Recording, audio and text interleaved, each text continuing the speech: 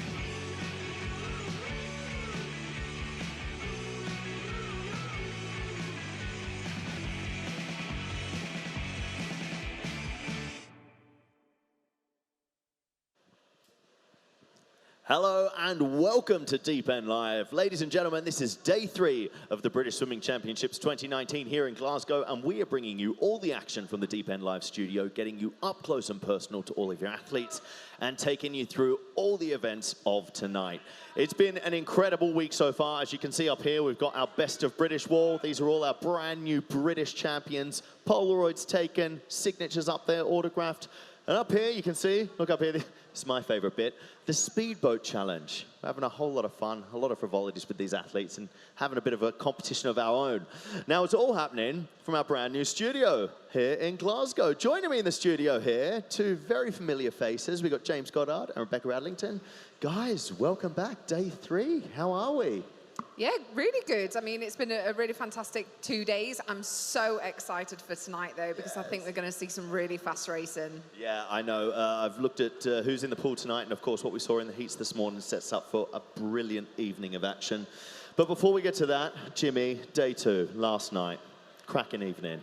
Yeah, it was brilliant, wasn't it? Of course, we got Adam Peaty in the 50 breaststroke again, smashing it up, 26 point, winning by an absolute mile. It's almost like a walk in the park for him. And when he came in here and spoke with us in the studio, he talked about the bigger the stage, the better he performs. So he's really looking forward to the World Championships, showing the world what he can do again. Yeah, it was nice to see him in the pool, of course, always a highlight. But we started the night with the 800-meter freestyle. Becky, a nostalgic moment for you, I'm sure. I know you don't want to be in the pool, but talk us through what you saw last night. Certainly don't want to be in the pool, but yeah, Leah Chris putting in that British title was just fantastic for her, 18 years of age. So this is great experience. Her interview with you guys after was really lovely as well, saying how that she's focusing on the distance events, the 800 meters, the 1500 meters now that it's an Olympic event. I think also in her future as well, she could possibly look at open water as well. There's so many possibilities for her. With only being 18, she's got such a bright career ahead of her. Yeah, and we were sort of discussing that briefly last night as well, as you know, the sort of big names in those distance swimming and the women's side for British swimming have kind of moved on. So there's a hole there to fill. Yeah, it's a great opportunity for the distance ladies, isn't it? You know, that with Becky out now, obviously for a while. But Jazz now is retired. Just a massive open space in there for that 800. If someone can just step up and take that mantle. We've got a great history with, you know, some great, you know, role models like Becky and Jazz, you know, to look back and see that history. Great opportunity for somebody. Yeah, and of course, moving swiftly along, Adam, I know you mentioned him briefly as well. Always a pleasure to see him in the pool. Yep. World record holder in that event. Fast, furious, as always. Yeah, I mean, there's not much more to be said. I mean, it's weird because of the program. It's the 100 breast day 1, and then the 50 meters breaststroke day 2, and he's done for the rest of the week. So he's gone home now. He's come here, done the job, can go home, think about that World Championships and what he needs to do. Obviously wants to go there, win 2 gold medals, wants to break world records all the time, show off his skills, show off his talent. and that's going to be his focus. Yeah. We also had Charlotte Atkinson. She took the 50 the fly last night. I know she's more of a 200. She's back in the pool tonight, but great to see her sort of dust off those cobwebs. I really enjoyed the Charlotte Atkinson's race, actually, and the way she spoke after as well was fantastic. I mean, it's not her main event. She's quite clearly, openly said that. The 200 tonight, we'll talk about her maybe in a bit, it's her 200 tonight, her main event. But what that does when you win the 50 like that, it gives you that confidence and it gives you that belief when it's not your main event and you still can feel the power and feel the skill in the water. When it gets to that main event, she'll be ready to go. Can't wait to see her in the water tonight. Another favourite that swam, had him in the studio as well. It was a big swim for him last night. Becky, James Guy, always good to see him race in. It really is, and he looked great. I think the last 10 metres hurt him an awful lot. I mean, I think you had to help him up out of his seat afterwards, but it was really interesting hearing from him afterwards, actually, saying that he is concentrating more on the freestyle. I mean, me and Bob have been debating, what is his main event now? So actually, you guys clarified that for us, that he is focused a bit more on the freestyle. I mean, he's got a big programme this week. He's still got that to come, 100 metres butterfly as well. I think he was slightly disappointed not to just miss out on that World's team, but I'm pretty confident that guy is going to be announced on the team next week. I'm pretty sure as well. And afterwards he did say to me, he said, I've got the 100 metre coming off on Friday. I'm going to absolutely smash it. So I know he's focused, he's ready. I'm pumped to see what he does. Georgia Davis as well. Let's quickly touch on her. British champion, a little bit disappointed with the time. Yeah, I mean, I've loved having her sit down here and be brutally honest, really, wasn't she? She was just like very, harsh on herself. She didn't achieve what she wanted to achieve, and she couldn't put a finger on it, which for a swimmer and for an athlete it can be quite hard to take sometimes, can't it? She said she felt great in the water. When she was swimming, she felt like she could feel the water. Her technique felt great. But then when she touched the wall and looked at the clock, it wasn't what she expected. And that's hard for a swimmer sometimes, like when you can't put your finger on it. So she said she was going to go back with a coach, have a look at the race and try and figure it out. I think she was just so hard on herself. It wasn't a terrible swim. I think she just had so much expectation on herself to break that minute mark, and actually sometimes just having that pressure on yourself and being so tense. But it wasn't a bad swim. It wasn't absolutely terrible or shocking at all. She has got the 50 later on this week. And also with finishing first, she's pretty much guaranteed for that relay spot as well. Yeah, I know. Great, good luck to Georgia, and fantastic to see her in the water. Just quickly, we're running out of time here, but we also had Luke Greenbank. Fantastic swim from him. Let's touch on that briefly. Yeah, Luke, so happy, wasn't he, when he came in here? Like, literally left the pool, massive smile on his face. He's had, I wouldn't say a tough couple of years, but he hasn't done a personal best time in a couple of years. So to do a best time, hit that 53 marker, so chuffed for him. Yeah, it was brilliant. And Molly, of course, as well, finished the night with her. She made that consideration time, the only one to do it last night. She paced that race excellent. She swam such a clean race. It was really positive going into that World Championships with that consideration time. So over the moon for her. Yeah, it was brilliant to see. So that was the action last night. But of course, more action happening here in Glasgow towards the end of the year in December. We have the LEN European Championships. So lots of exciting stuff to come. Let's take a look at what you've got to look forward to.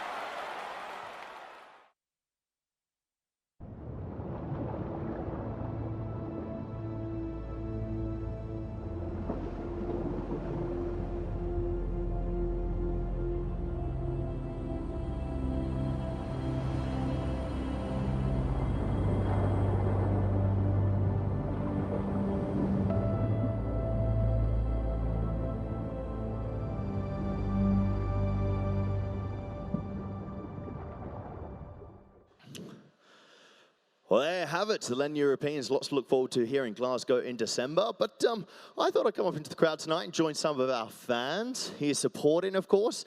So, guys, what are your names? Wayne Hughes. Lynette. Timothy. Welcome, guys. And big fans of swimming, are we?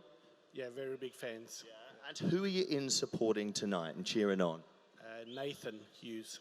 Nathan Hughes. What's his event for everyone at home? It's the 1500. Yeah, distance swimmer. Do you reckon you could swim a 1500, Lynette? No. Oh, no. Me either. I reckon, lucky to get me doing a 50. So you guys are going to be cheering loud for him, of course. Yeah, big supporters. Good luck. But we thought you guys could help us out with one of our competitions as well. So as you came into the venue, you could buy yourself a duck. It's a raffle. Tonight's prize is 4 tickets to the Diving World Series happening in May, the 17th of May. It's a Friday night for the men's 3-meter synchro final. Pretty awesome, right? Jack Law, gold medalist. Be good? Good, yes. Great prize. I want that. So you're going to help me out. So put your hand in there. Pick one of those ducks, and we'll see who has won these 4 tickets to the Diving World Series. All right, let's have a look. What is it? It is duck number 142. So who in here has got duck number 142? If you got a duck, have a look. Get up on your feet, give me a wave. You on this side? 142. Oh my goodness. Oh, go, we're going, come on camera. We've only got like 40 seconds left of the segment. Quick, we gotta move. We gotta, get out of my way. Come on. It had to be all the way down here. Where are you? What? My goodness, gracious me. Oh, I tell you what. So, got my cardio in for the day. What's your name, darling? Christine. Christine, congratulations. You got yourself 4 tickets to the Diving World Series. There it is, 142. And here are your tickets. You got to be happy with that. Great, thank you very much. Brilliant stuff. Trip to London. Yes. Yeah. Strap yourself in. You're off in May. Anyway, absolutely brilliant stuff. Congratulations to you. And, of course, one of our athletes we got in the pool racing tonight, 400 IM. He's an incredible athlete, and Jimmy caught up with him earlier. It's Max Litchfield. So let's take a look at what he's got to say. Hi, Max. Another British Championships, another week, another trials for the World Championships. How you feeling? Feeling good, yeah. Nice to be back in Glasgow again. Obviously some fond memories here over the last 3 or 4 years now. So, yeah, looking forward to getting stuck in on Thursday now. Yep. So 200 IM, 400 IM, 200 free. Yep. So 3 big events. Yep. Targets this week? It's all about worlds, really. You know, we've got to get on that team, and there's some really tough times we've got to look to get down to. So it's just a matter of executing the skills we've been working on in the pool and training, and hopefully putting together a solid swim. So I've got to talk a little bit about, I mean, you've had this journey over the past year and a half where you had this really bad shoulder injury. Yeah. And you went through that, came through the other side, and won 2 European gold medals last year. Tell us a little bit about that journey. Yeah, you know, it was tough. Last year was horrible, and I suppose part of the year before, really. And it was just a matter of focusing on what we needed to focus on, rehab-wise in the pool, and making sure we weren't getting too carried away with not being able to do what we wanted to do. I knew I had time, and it wasn't the most important year of obviously what's going to come. We've got this year, and obviously next year's the big one. So it was just taking every day as it comes, and hoping that we'd put in the work to get that shoulder back to where it needed to be. And that hard work paid off last year, as you say, at Europeans. And it was nice to just kind of be back on the international stage and racing the best guys in the world, and to come out with 2 medals was brilliant. Yeah, you looked amazing. Congratulations on that comeback. It was fantastic. Something that I'm looking forward to seeing, I'm sure the crowd are as well, got a little bit of a rivalry going on with your brother, slightly younger brother, Joe. Do you enjoy that rivalry? Because when I see you guys racing, you know, it does seem like there's a little bit of extra tension in the air, maybe? There always is. I mean, we're not at each other's throats all the time with it, and we're pretty chill about it, but we don't want to get beat by each other. It's just natural as brothers are. And obviously we're training together now in Loughborough as well, so we have that rivalry day in, day out, and we're always pushing each other on, and that only plays into our hands, really. And hopefully Joe can have a great meet this time. He's been training awesome in the pool, so hopefully we'll have a big really meet. Looking forward to that race. Yeah, it'll be a lot of fun. Good luck this week. Before we move on, though, we're doing something a little bit more fun this week, and we've got something here that I want to show you and show these guys. It's like Top Trumps, but we're calling it Top Trunks. Very nice. This week. Top Trunks. And as you can see on here, we've got 6 categories. Star, underwater, speed, strength, endurance, and technique. And we want you to go through these really, pretty quickly and tell us, out of 100, what you think your score is. So if we start with start, how do you think your start is? Oh, wow. 75. Why? 75? That's a little bit on the lower side. Well, that's, like, in comparison to the best in the world, someone like Ben or Caleb, you know, there's there's improvement to be made there, Okay. I would say. Okay, all right. Underwater work. Turns, underwater work. Go. You didn't quite get my 200 IM British record. I so maybe didn't. maybe the turns were There's somewhere got to where be you somewhere could've- we yeah. can improve. Yeah. Let's go 85. 85, okay. Yeah. Speed. Now, I know we've got endurance in the bottom here. Yeah. You're more known for your I'm more endurance. known for but endurance. We've got speed on here as well. Let's go in the middle. Let's go 80. 80, okay. This one's Strength. where we're going to You struggle, look I like a think. pretty strong boy. Well, Huh? yeah. If you ask Rob, probably not say I'm that strong. What do we reckon? 65 maybe? 65, 70? okay. Yeah, go 65. Maybe just get on the bench a bit Yeah, more. probably Yeah, need to okay, get all on the right. bench. All right, okay. I think this is going to be your best one. This has got to be my best Endurance. one. Endurance. I'll go 90. 90. I think that's a conservative It's all pretty high. I'm being a 90. bit too Technique. nice to myself. What about aren't I? technique? We've got Something that I know that improvements to be made. Yes, I mean, I know technique's something that we work on every single day. yeah. What do you think about your technique? Um, You don't seem too sure. it's a tough one. Okay. Well, I'm thinking like there's just a few things we've been working on that are not, you know. Yep. What have I gone there? What do you think? Go 80 again. 80. Okay. Well, there it There's is. always room for improvement. 80. There we are. So 75 for start, underwater 85, speed 80, strength 65, endurance 90, technique 80. Happy with that? I think so. Okay. Yeah. Hopefully this week we can check out the other people and see Beat what some the people. other swimmers and see what how you compare. But thanks very much for the interview, No mate. worries. And yeah, Thank good you luck this week. Good Thank luck. you.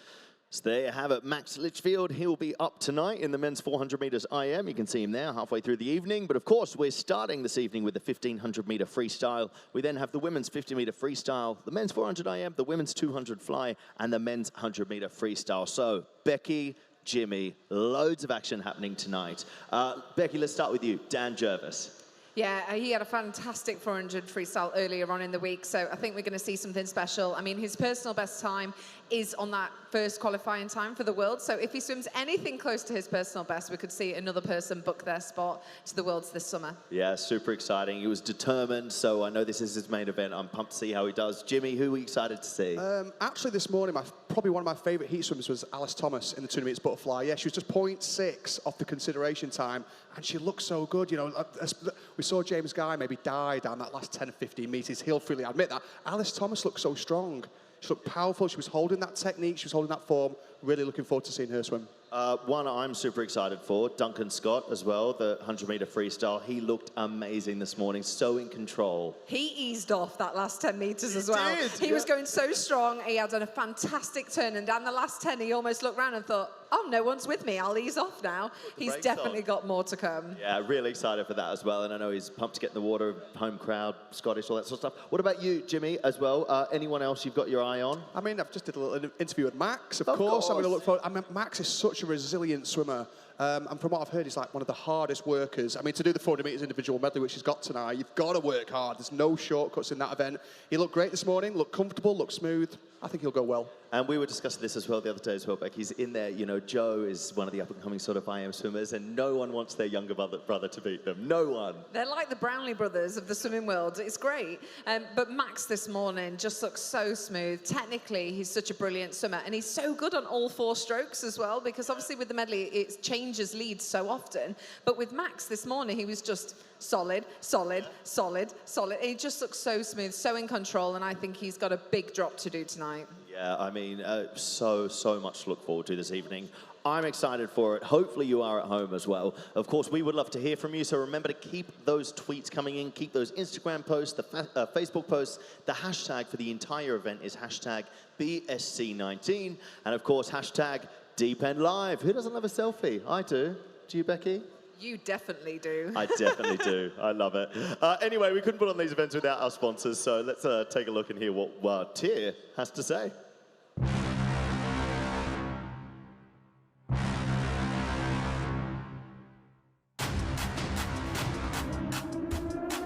The latest in tech suit innovation.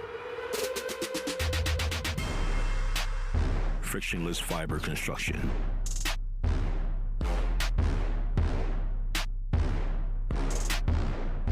Surface lift technology.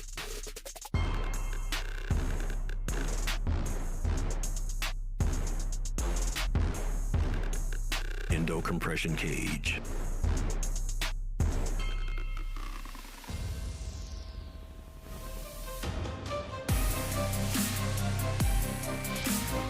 Seamless exo shell.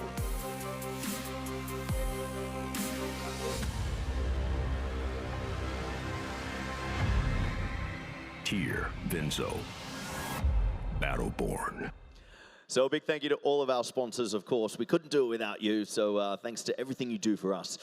Anyway, we're being joined in the studio now by someone very, very special. We've seen him in the pool already, having a cracking week. He's also a whole lot of fun and a lovely chap. Ladies and gentlemen, please welcome Ross Murdoch. Hello, everyone. Ross, welcome, welcome, welcome, mate. Great week for you so far. Yeah, it's been pretty good so far. Yeah, I can't really complain too much. You know, I'd like to have got a PB in that 100, but looking at the 50 yesterday, that it kind of makes me appreciate that 100 a bit more. It seems the back end's really strong at the minute. Yeah. And I know you and I sort of were discussing earlier when you arrived. You looking big at the minute. I know we were chatting, you hadn't leaned down as much. It seems to be working for you. Yeah, it definitely is. I had a bit of a plan in December at the short course season to sit a bit heavier, and that worked out really well. I had 3 out of 3 PBs there in the short course season, so I wanted to carry that on here, and you know, helps you stay healthy. You know, you don't want to dampen your immune system at all by losing too much weight. Yeah. I was going to say, obviously your main event, 200. Is it right to say that that's your main event, right? I would say so, but you know, I definitely don't favour one over the other. I absolutely love both events. They complement each other really, really well. But yeah, I'm really looking forward to getting in tomorrow and swimming in this pool. No, I was only going to ask because the difference between the 50 and the 200 is just huge, right? I mean, the different training, different schedule. I mean, I feel really lucky because it's not really, there isn't really too much difference between that. It used to be back in the day that you could either do the 50 or you could do the 100. You couldn't do both, but it seems over the last few years that there's a few of us that have managed to find a way around that and actually be able to do both pretty well. I wanted to ask real quick as well because breaststrokers, I think they're a little bit strange. I love breaststroke, by the way. Easy now, easy yeah, now. You were pretty good at breaststroke. This is a well-known fact. No, but what I wanted to ask you, because we see James Guy do the butterfly and the freestyle, you know, could you do another event as well? I mean... Or are you just a breaststroker? You wouldn't want to see me trying to finish a 200 fly. Those boys made it look quite hard last night. I kind of would want to see that for lols. We're definitely not going to see that.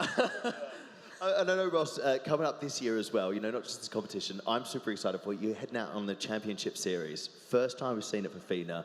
I know you're buzzing about that, right? Yeah, I actually can't wait. Yeah, we were talking about that just the other day, but yeah, I'm absolutely buzzing to be selected to go to that. Yeah, in Budapest, I swam really well there the last time I was there, so it'll be another fantastic venue to get out there and, you know, another brand new experience for me.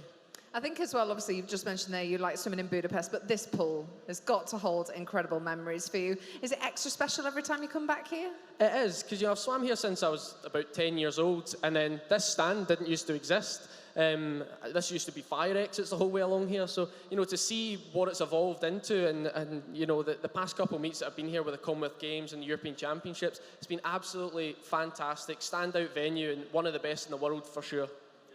And I know we're coming back here again for the European short course as well. Glasgow seems to be pulling in a lot of things. It's got to be nice to be competing at home in Scotland. I think all the British swimmers, I can speak for all the British swimmers right now and say we've been so lucky in our careers to be able to compete on home soil so many times. You know, from Becky competing in London and then everything that's come after that, you know, we've had such a great opportunity to swim in front of home crowds. But then we've got the World Championships in South Korea, which is just, I mean, swimming doesn't often go to South Korea. This is like a great opportunity, amazing.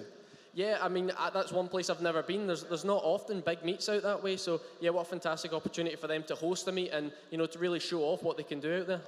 And a lot of swimmers working to get on that plane, of course. But Ross, it's not just the competition that's happening in the pool. We're now getting down to the serious stuff here, because we, in Deep End Live, are having our own competition. It's my highlight. As you can see up here, let's have a look at it here. It is our Speedboat Challenge, all right? So that is our leaderboard at the moment. Craig and James, the only people who have completed It can't be worse than me. It veers off. I'm telling you, it veers off. Don't trust the boat. So they've rigged it. Come with me, come over here and let's get this set up. Becky Adlington and Jazz Carlin, both DNF. So come on, you've got to do us proud in front of, you know, on home soil. So basically what you've got to do, very simple, get the speedboat to the other end of the pool.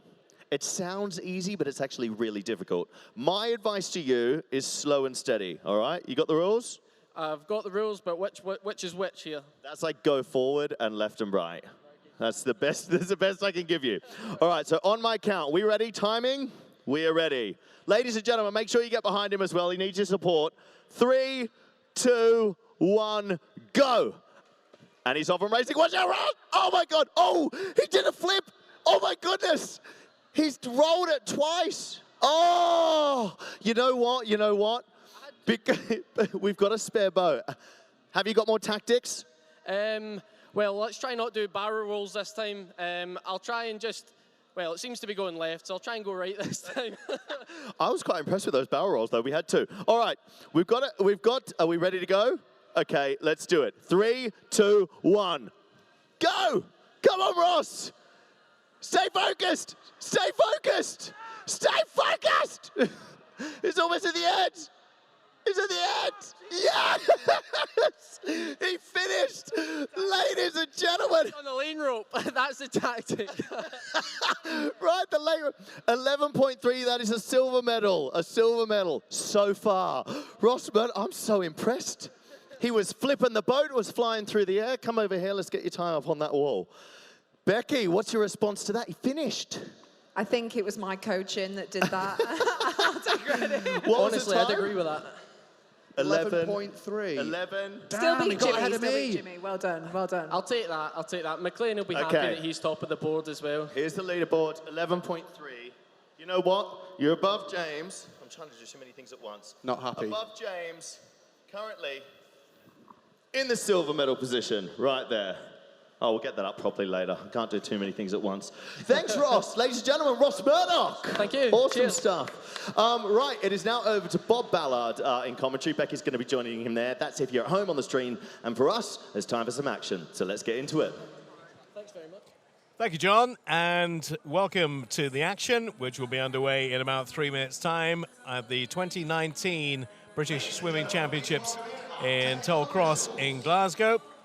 First up, it will be the heat-declared winner of the 1,500 meters freestyle, and then we get the splash and dash of the women's 50 free. Who is the fastest woman in Britain right now? The 400 meters individual medley, and that is, well, a terrific event to watch out for. Max Litchfield, Joe's in there, his brother as well, and Mark Sharanek of Carnegie. Then we're on to the 200 butterfly. Alice Thomas looked superb this morning. She'll be going in the final of that. And the 100 freestyle, well, pick your winner from that. Should maybe, on normal form, be Duncan Scott, but there's so many. And we have a 14-year-old who might go sub 50. That, as far as we are aware, we've been through all the record books, we've thought of all the nations. We cannot come up with a 14-year-old in the world who has ever been sub 50 seconds. So if that happens, we might see a bit of history made later on today. We'll tee all that up for you when we get to it later in the program. But if you're thinking about going somewhere else, don't, because the 100 freestyle later on will be, we hope, a superb event. And there are plenty of superb events in the lead up to that. We'll find out whether Daniel Jervis can do a very, very tough qualifying time for the 1,500 meters freestyle. And what he needs to get as the target time is 14:48 now. He has been 14:48.7. He'll need 14:48.4. So just a little bit inside the time that he has as his personal best. Everybody else just outside the 15, but we'll be looking forward to a very good heat-declared final of that in a few moments' time. Then the 50 free, and I've been rabbiting on long enough to give Becky Adlington, who has quite a jaunt to go from the studio to our comedy position to get in place, saying lots of good words in the last half an hour. We'll be saying loads of good words over the next 2 hours as well, I hope. I hope so too, Bob. I'm really looking forward tonight. I think it's going to be an exciting one. We're going to see some, obviously, the younger guys come through, but also I think this morning, so many of the guys just look so controlled through those heats, and it's going to be a good one. As I mentioned before you arrived with me, the potential of seeing a 14-year-old from this country going sub 50 in the 100 freestyle, which as far as we're aware, nobody in the world has ever done before.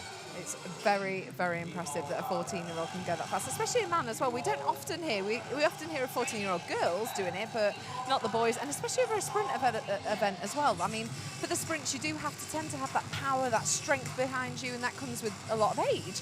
So the fact that he's doing this at 14 is unbelievable. Well, that's later in the program. As you saw on the screen just there, David Davis still holds the British record for the 1500 freestyle. That was the old shiny suit days, 14:45. No Brit has been anywhere near 14:45 for quite some while.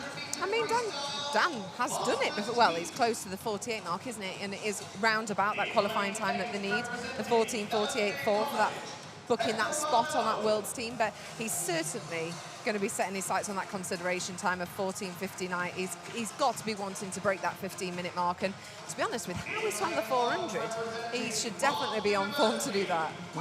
You would hope so, but again, it's something we mentioned. No depth in the 1500 right now. It's pretty much him or nobody at this stage. We're going to have to get our arms at the waving, Bob, like Sean Kelly did this morning for the Stop He's podcast. very embarrassed. He got a towel. He is incredibly embarrassed because this has now gone viral. People have taken screenshots of that and it has gone around the place. He didn't even know the camera was trained on him. Oh, no. Well, it doesn't matter, Sean. At the end of the day, you are cheering on your athlete, and Dan might need a little bit of that tonight. So I hope that the guys around poolside can spear him on. It's always nice to see. I mean, we've got the coaching pen to the left of us that hopefully they'll be bringing Dan home if he is out on his own. So we're going through the lane order from outside to inside, of course, but I'll give it to you 1 to 8 as we see Nathan Hughes come onto pool deck. William Riley of Bath University will be in 1. William Bell of City of Leicester in 2. There was Nathan Hughes we just saw from Hatfield. Tom Derbyshire will be in 5, and the fastest on paper coming into this race, and maybe quite a bit faster than everybody else, is this man from Swansea University. Looks so good in the 400. We'll see him in the 800 as well. Dan Jervis. Kieran Bird of Bath National Centre is 6. City of Birmingham have Sam Osborne in 7. Just chatting to the Birmingham coach Carl Grosvenor early on, says it's not his best event, probably his weakest event, but he's putting him in there for a bit of experience. And Hector Pardo of Ellesmere College under the tutelage of Alan Bircher. That's our 1 to 8. So we'll keep it tabs as we go along on the splits here. We're looking for, well, basically we're looking for kind of 59-ish every 60 here from Dan Jervis. He's going to get that time. Yeah, the 2 juniors in this lane, 2, 7 and 8, have got a time of 15:29.6. And a reminder of that world's time for first place, it's 14:48.4.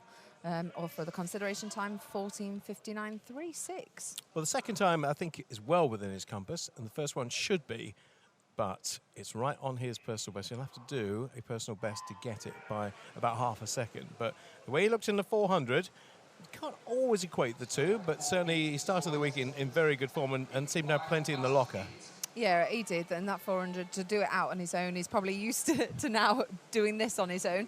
1500, it tends to be a little bit of a lonely event, doesn't it, Bob? I think that's fair to say, is that some of the guys, when you don't have the depth, and unfortunately we don't in distance swimming at the minute, that, I mean, even after the first length, he's kind of well half a body length of the rest of the field. So Dan has got the World Championships set in his sights. Obviously, like you've just said, he has got the 800 as well later this week, so he's given himself plenty of opportunity to do it, but I think it's going to mean a lot to him to book that spot, and he's going to want to do it. How should he swim it? I think for him, obviously, it's kind of hard to say because he swam such a good 400 that do you then say, oh, has he done more sprint training? Will he have the same amount of endurance? But I think he's kind of put the mileage under his belt. He's kind of got that base endurance that you need. For him, well, personally for him, I would kind of say he's got a really lovely stroke down. He's kind of really nice to watch, really nice high elbow, a really good leg kick all the way through, that he's going to want to build on that, take the first 200 really, really smooth, set up that stroke rate, that stroke count, settle onto a pace, and then just keep repping the same. It tends to be one of those that you kind of just try and hit the same split each time, don't you? It just becomes a little bit of an automatic mode, and then kind of try to wind it up, especially that last 500 metres. First 100 was 56.01. pretty nifty. Not too shabby. 56.01 over the first 100. So if he can replicate it, he won't do a 56 the second 100, I very much doubt. No. It'll even out a bit now, but that was a pretty sprint start with a 56.01 over the first 100. And as you can see, there's a massive gap already opened up. Nathan Hughes is closest to him. That split is 1:55, so that's a 59. It's very hard for Dan as well, because when you are out on your own, you think that you're swimming really, really quick. You think, oh, I must be on world record pace here, I'm that far ahead. But actually, he's not. So he's got to be careful of that, because he hasn't got anyone else next to him to challenge him and really push him on. So he's got to put the blinkers on. He's got to focus on his own race, his own tactics. And like I said, hopefully the guys around poolside will all cheer him on and help him achieve that time. We'll all kind of know, like everyone will be taking splits just like you are, Bob, and the rest of the poolside will know if he's on pace for that time. He's 4.25 ahead of Nathan Hughes, who's a little bit ahead, not by much though, William Bell, and fourth is Kieran Bird. So we're looking for, I said, if he can do a lot of 59s here, he'll be well on course after that first 56. He's got a little bit in the account as well, with that 3-second advantage over the first 100. So we'll see where he is right now with a 2:54. So yeah, that's a 59 as well. So 59, backing it up the 200 to the 300 with another 59. And if he keeps doing 59s, he'll get that time and get it quite comfortably. Yeah, he's obviously putting a lot of work down, and he's kind of, I like the way he swims as well, Dan. He's kind of a really joy to watch, as we spoke about a lot this week. Somebody making it look effortless and really, really smooth, and kind of almost look like they're not exerting too much energy. There's no wastage. He's got really solid turns as well. Something that we spoke about this morning during the heats is the fact that you can gain so much on your turns on over a 1500. It's one of those you can get away with not necessarily having the world's best start, but certainly you can't hide on the turns, and it can make a big drop to your personal best time if you can really work on that underwater phase and indeed the rotation. I'd like to see him turn in a 3:54. Yeah, that's okay. 3:54.49 is good. That's another around about the 59 to 60 mark for Dan Jost. 3:54.49 at 400. So 1100 to go. Things changing a little bit behind, but not by much. Nathan Hughes from William Bell in third place, Kieran Bird in fourth. So the times are changing, but the positions are not. But look at the gap. We've got one swimmer in the picture there. There's nobody else arriving. Well, I think Dan's 400 split would have got him a place in the final of the 400. That's a standalone race. 3:54.49 certainly would. So we're looking for probably a 4:53 here. If he can get 4:53 on turn, he's on the 59 schedule that we're looking for. So come on, Dan, if you can get a 4:53 here, we'll be pleased. Is he going to get there? 4:54. Yeah, not massively outside it. That was actually a 60-second split. It was a 59.85. So just a little bit below. I'd like to see him get to the 59s rather than the 60s, because there's not quite so much to play for or play with at that point. But you've got to expect that he'll kind of, well, you would like to think he would be able to pick it up that last 100 metres as well. He has the fast first split and a fast last split, and in the middle just kind of holds that steady time, keeps concentrating. I wouldn't be surprised if he kind of overtook someone with just a and kind of got might a 50. Might be some lapping going on soon, I think. And the gap, see if our scoreboard can even cope with it. It can't. It disappears from view, so I have to look at our other scoreboard and say he's got a 10-second lead over Nathan Hughes in second place. There he goes, up on your screen now. So 5:53 would be good. 5:53 would be very good. 5:54 is another 60-second lap there for him. 59.1.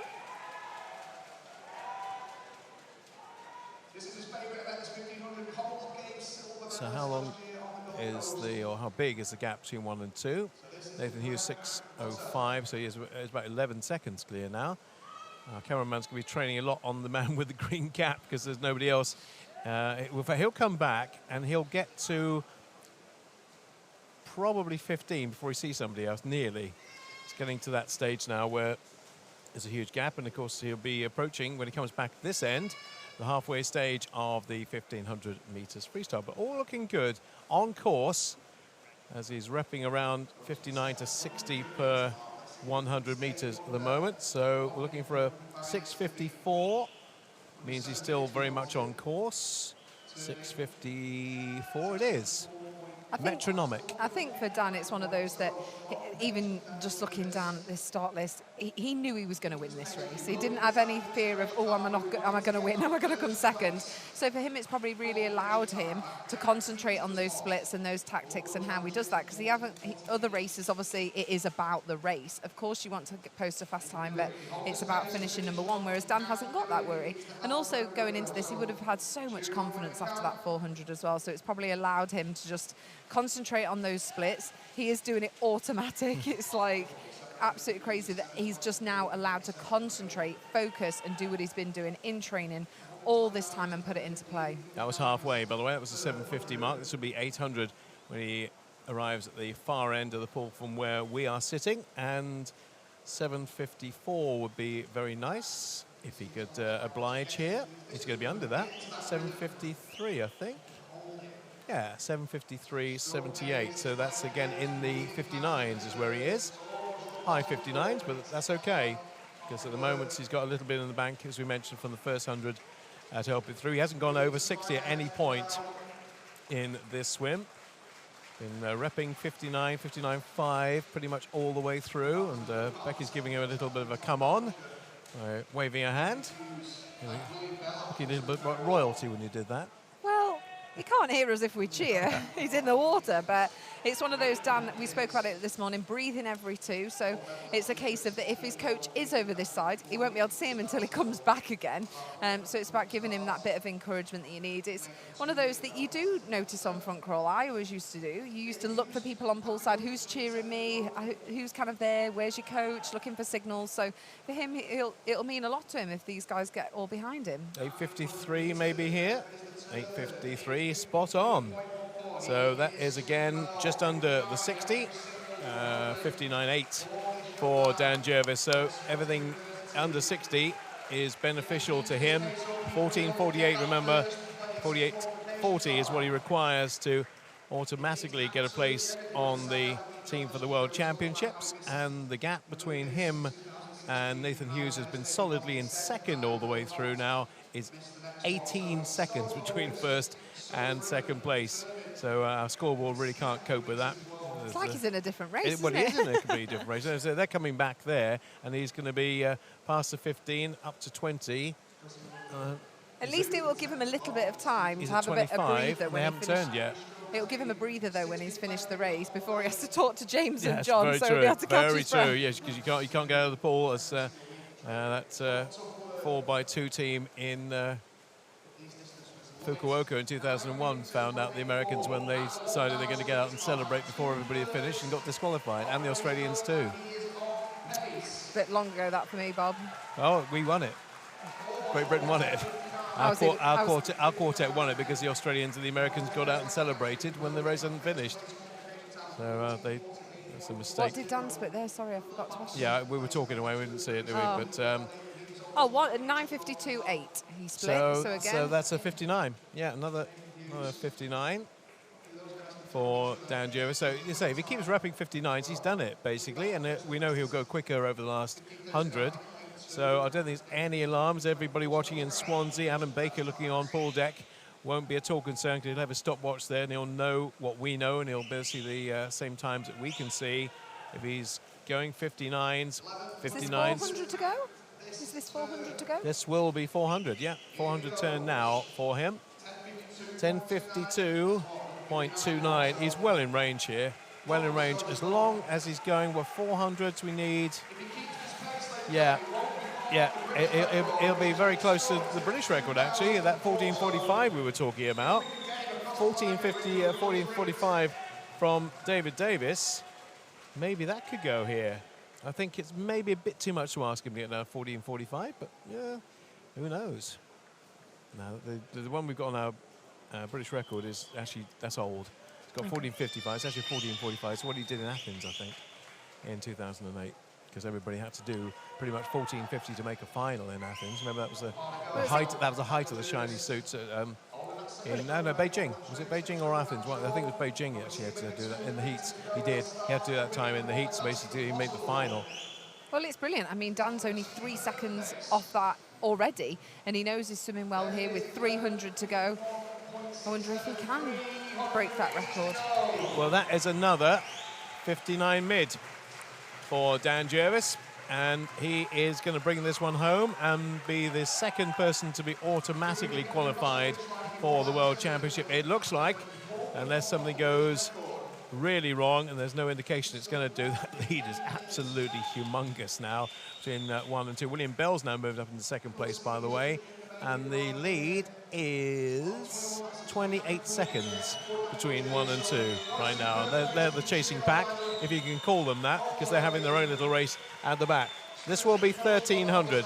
This will be 200 more for Dan Jervis, already the winner of the 400 freestyle on the first day, but importantly to him now. Oh, it's really nice. I'm kind of looking across and all of Poolside are cheering Dan on. They know he's only got 200 to go. Jazz has stood up. She's got her hands on her head. She's nervous, overlooking over there, obviously. Good friends with Dan, Jazz Carlin, so she's very, very nervous for him, and everyone's kind of going up, getting behind him with 200 to go. Another 59.5 from Dan Jervis, and he's speeding up. He's getting quicker. Everybody behind him will say, no, no, no, no, no, because we'll be here all day, for heaven's sake. But he's off. He's away. He might lap them. Well, he's going to lap a couple of them by the looks of things, almost certainly. So is potentially that British record of David Davis at 14:45.95. I was right, actually, Athens it was. It was actually his Athens time, 14:45.95. Dan's just sneaked to look at the pad there. I think he's lost count, so he sneaked to look at how much is left. Obviously, he hasn't heard that bell ring yet. He is going to hear it down this turn. Quasimodo is ready with the bell to give us the last 100 for Dan Jervis. Come on, and Dan. He will turn in a time of 13:49. Oh, just bring it home. Just bring it home, Dan Jervis. This is spectacular, and he's enjoying the roar of the crowd, and he's getting it from coaches and from swimmers and spectators alike. He has lapped the two on the far side, Sam Osborne and Hector Pardo. Brings it in now with just over 50 to go. No doubt he's going to get this time. Just how much did he give inside that 14:48?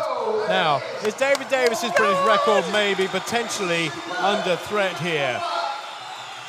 14:45.95 set in Athens. Certainly the qualifying time, that's not a problem. David Davis probably looking in now to see whether his record potentially could go here. 14:45, how close can Dan Jervis get to a 14:45? It's just going to sneak outside his grasp, but this is good. This is very, very good from Dan Jervis. 14:46.51 for the Swansea University swimmer.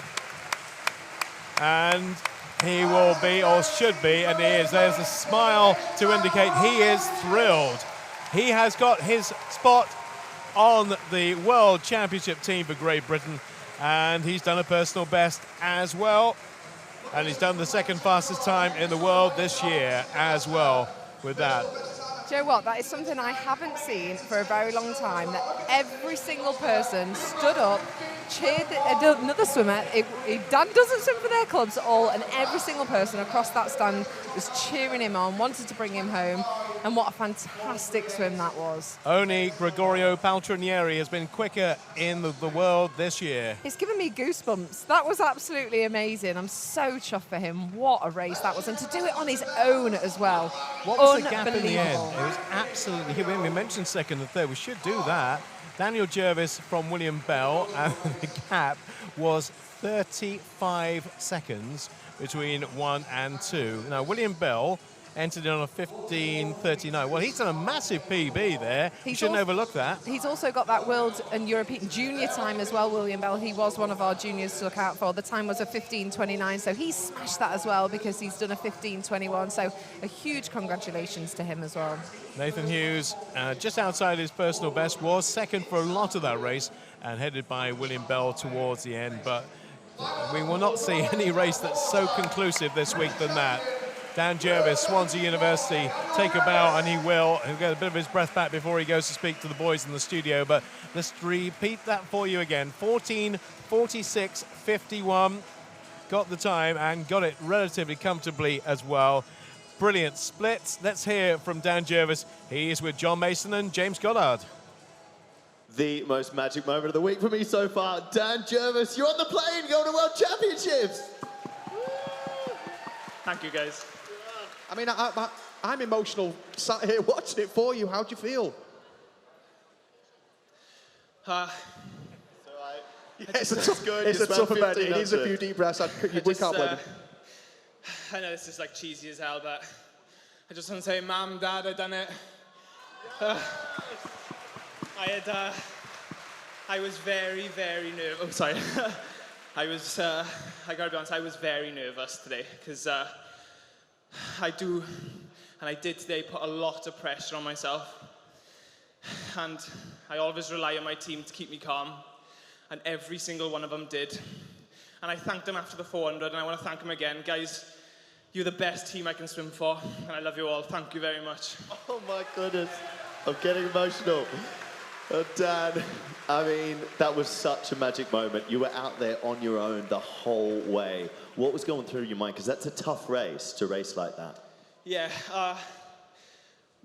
my coach said to me just before the race, he was like, look, Dan, it's going to be you against the clock.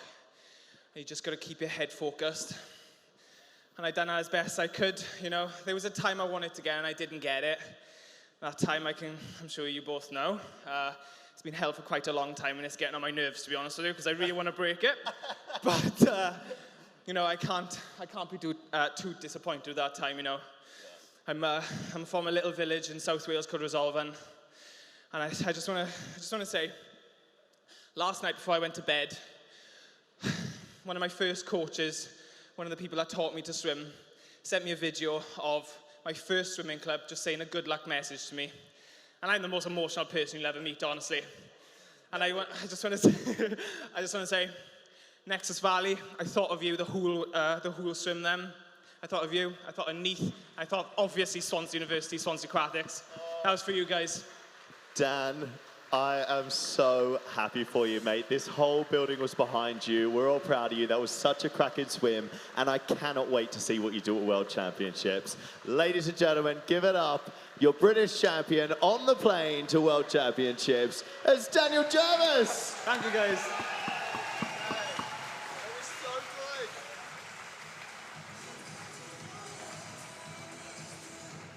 Dan Jervis is South Korea bound in July in the 1,500 meters, and I expect we'll see him in the 400 as well because he's now there on the plane, so he'll do both, won't he?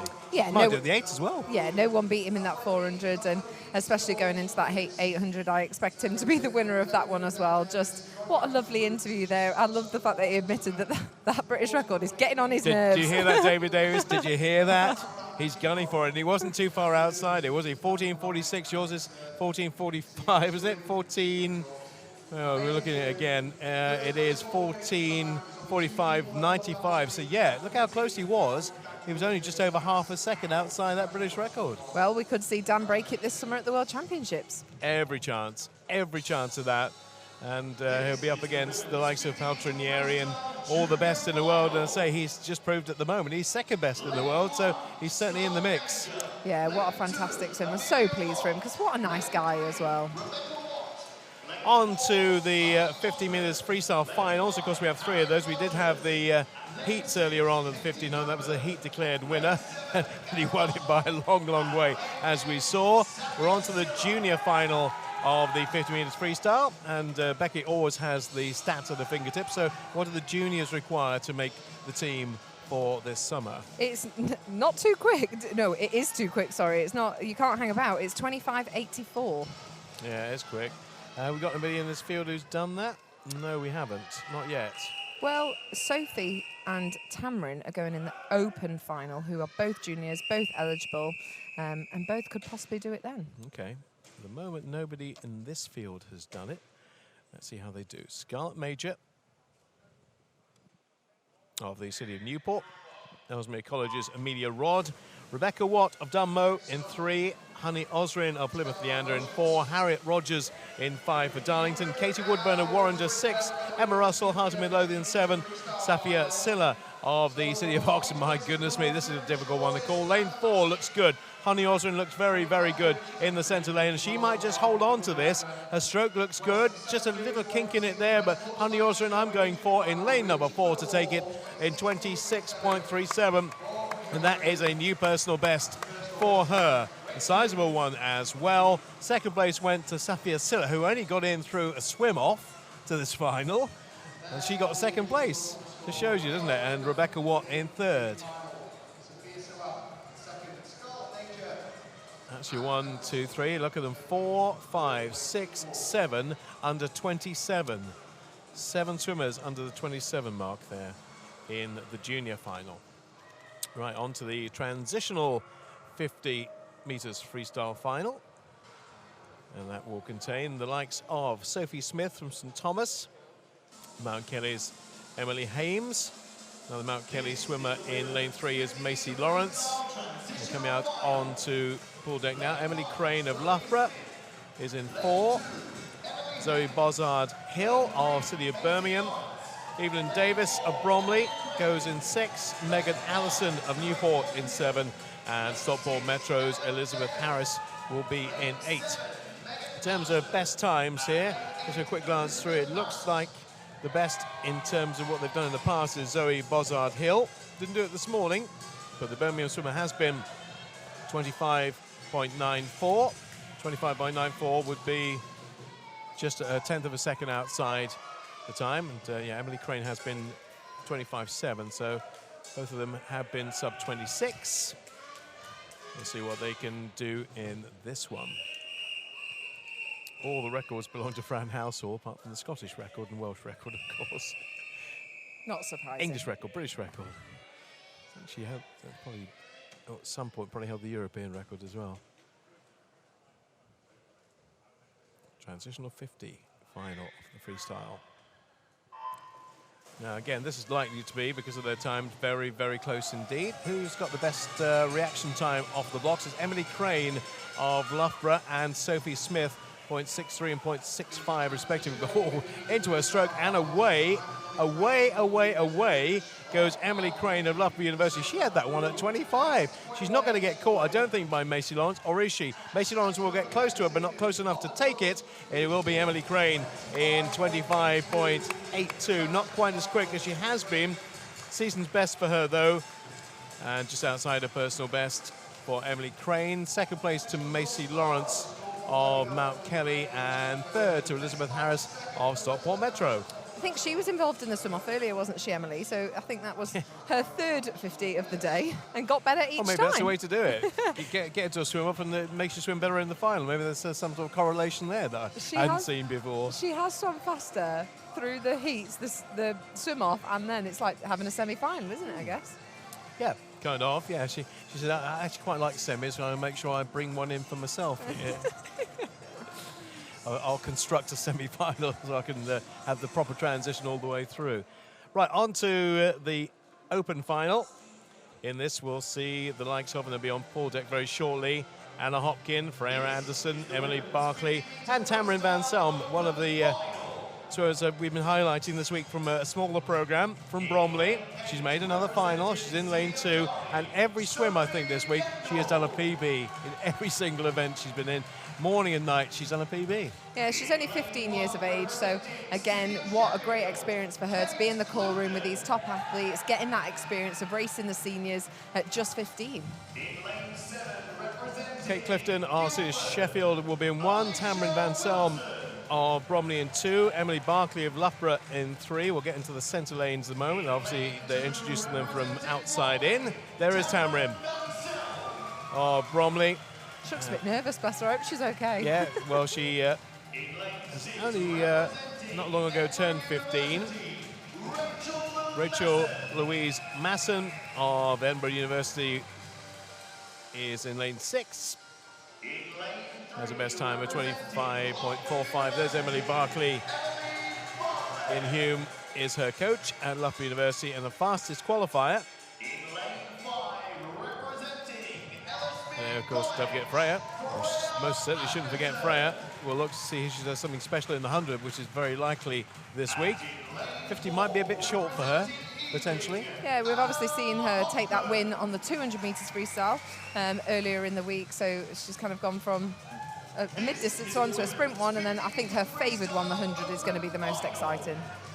Anna Hopkin, though, fastest qualifier with a 24.91. So the seniors need what to make the team? Well, the first qualifying time is a 24.2, and the consideration time is a 24.50. So they can't hang about in that junior time, because obviously we have got Tamron and we've got Sophie. Tamron in lane 2, Sophie in lane 8. 24.2. Only one person in the world has done that time this year, Sarah Sjostrom. Nobody, not even the Aussie trials or the Aussie champs recently. Even Kate Campbell didn't do that. No, it is very difficult, but we have got those juniors in there. So theirs is 25.84, a reminder. So lane 2 and 8 trying to get that qualifying time. Hush descends. 50 freestyle, the open one for the women, should be about the centre lanes. It normally is when you get to this level and this stage. Anna Hopkins had a good start, a very good start. So too is Emily Barkley to her left, and to her right is Freya Anderson. But Anna Hopkins didn't swim maybe as well as she would have liked last night. Is swimming very, very well here. Personal best of 24.91. She has to bring that down sizably to make the team as of right. It's tight, very tight. She gets there just with a 24.99. She has been quicker. Second, Emily Barkley with 25.09. She too has been sub 25, but there's delight on the face at least of winning it from a championship point of view for Anna Hopkin. But we did say that was a very, very tough qualification. So if only Sarah Sjostrom's done it in the world this year, you know how tough that is. Yeah, definitely. Even the consideration time was really, really tough. But it was still a good race. She'll be happy to sneak under that 25. She seemed pretty happy herself as well afterwards. So you can't take more than that. You can only give it your best at the end of the day. Freya Anderson in third place with a 25.12, which is a new personal best by 0.23, so nearly a quarter of a second better than Freya has been before. Brings her 25.35 down to a 25.12. I always find the breathing interesting on a 50. I mean, I obviously talked to Mark Foster quite a lot, and he always said that he only ever took one breath, possibly didn't breathe at all. Ben Proud doesn't breathe at all. The women tend to breathe a little bit more, but those girls I was trying to see, and they actually did quite a lot of breathing there to say it was a 50 metres. So it shows that some of these girls like Freya aren't a 50 specialist here, so that's why you kind of expect that. Whereas when we see the main man, Ben Proud, come in, we'll see a different race altogether. Let's hear from Hannah Hopkin now, and she's in the studio with John and James. There you are, another British champion has just been crowned in a matter of a few seconds, a splash and dash. Anna, congratulations. Thank you, yeah. How is that for you? I mean, over in the blink of an eye, what's a race like that for you? Yeah, everything's got to go right to sort of get the win, so I don't see, you can see how close it is between first, second and third, so I'm just glad I won. You've got this kind of straight arm freestyle that you sometimes see in sprint swimming. Works for you? Apparently. Yeah, I mean, is it something that you practice, all the time in training? Because obviously most people have this bent arm freestyle. Is it something that you practice? Did you practice bent arm and then straight arm and then work out that you're faster? I actually never did it consciously. I just got told that that's what it looked like I was doing. And that's what's most comfortable for me, so. Yeah, so, I mean, sometimes it's finding the most natural way of swimming and then adapting it, and that's exactly what you've done. Yeah, I think it's what works for me and it comes naturally, so. Yeah. I mean, last year, of course, went down to the Gold Coast Commonwealth Games, sort of medal down there, which was fantastic. Looking at this season, how's preparations coming in the lead up to starting a big year, another big year? Yeah, it's going really well. I just made the move to America, so that was sort of quite a big change, but it's really paying off, so I'm really glad I took the leap. Well, nice to see it's working for you. British champion, ladies and gentlemen, give it up. Another of our best of British. Well done, darling. Got to get your photo, get you up on that wall. I saw Neil earlier on, and I thought, when did he move to Ealing? Well, now you know. No, I know. They exactly. haven't. You look rather bemused when I said, how's life at Ealing? That would do it. Yes, he would, wouldn't it? That explains. But Neil obviously was a British swimmer going back quite a few years, then moved to America for coach. He's been coaching there for, I imagine, about 20 years, I think. Where in America is it? Yes. Oh, we don't know. Yeah. We'll find that out. Yeah, yeah. But he's been out in America for, I think, a couple of decades now. And obviously trying to help the British program as well, because he's a Brit, even though he sounds American these days. We've been out there so long, it's not really surprising. As we move on to, here's an event I've really been looking forward to tonight. Yeah, at all levels, actually. The 400 metres individual medley. Of course, we look forward to every event in the finals, but there's some that we have a bit more anticipation and expectation for, and here's one of them, I think. You dug yourself out of that hole, Bob? Yeah, well, I hope to, yes. Let's just put the shovel away, shall I? 7 going to start in the 400 IM, and again, I've just cast my eye down the list, and nobody has yet, in this field anyway, done the time required. So it's a very stiff time for the juniors, 4:25, and the best in terms of personal best is Robbie Jones, who has done a 4:30 before now, so he's going to have to knock 5 seconds off his best to get close to that. Only 7 going to start. Bit of a shame we don't have a lane 8, but we don't. Davide Arioli of Millfield in 1 did a personal best. In fact, we had 1, 2, 3, 4, 5 personal bests out of 7 this morning in this final. Let's hope they can all do it again tonight. Indeed. Cameron Brooker of Wickham District in 2, Jackson O'Rourke of Northampton in 3, Robbie Jones of Mount Kelly in 4, Warren DeBar's Angus Allison in 5, Jonathan Milner of City of Leeds in 6, and Jonathan Bilbao of Ellesmere in lane number 7. And so that time Robbie Jones did, his personal best 4:30.19. Yeah, there is the junior going in the open finals, Charlie Hutchison, that we've spoke about, that did qualify in this event for World Juniors and European Juniors just from the heats this morning. So we'll look out for him in that open final. So let's hope to see these guys, if any of them can sneak under that 4:30 mark. Well, Jonathan Milner is going for it on the butterfly.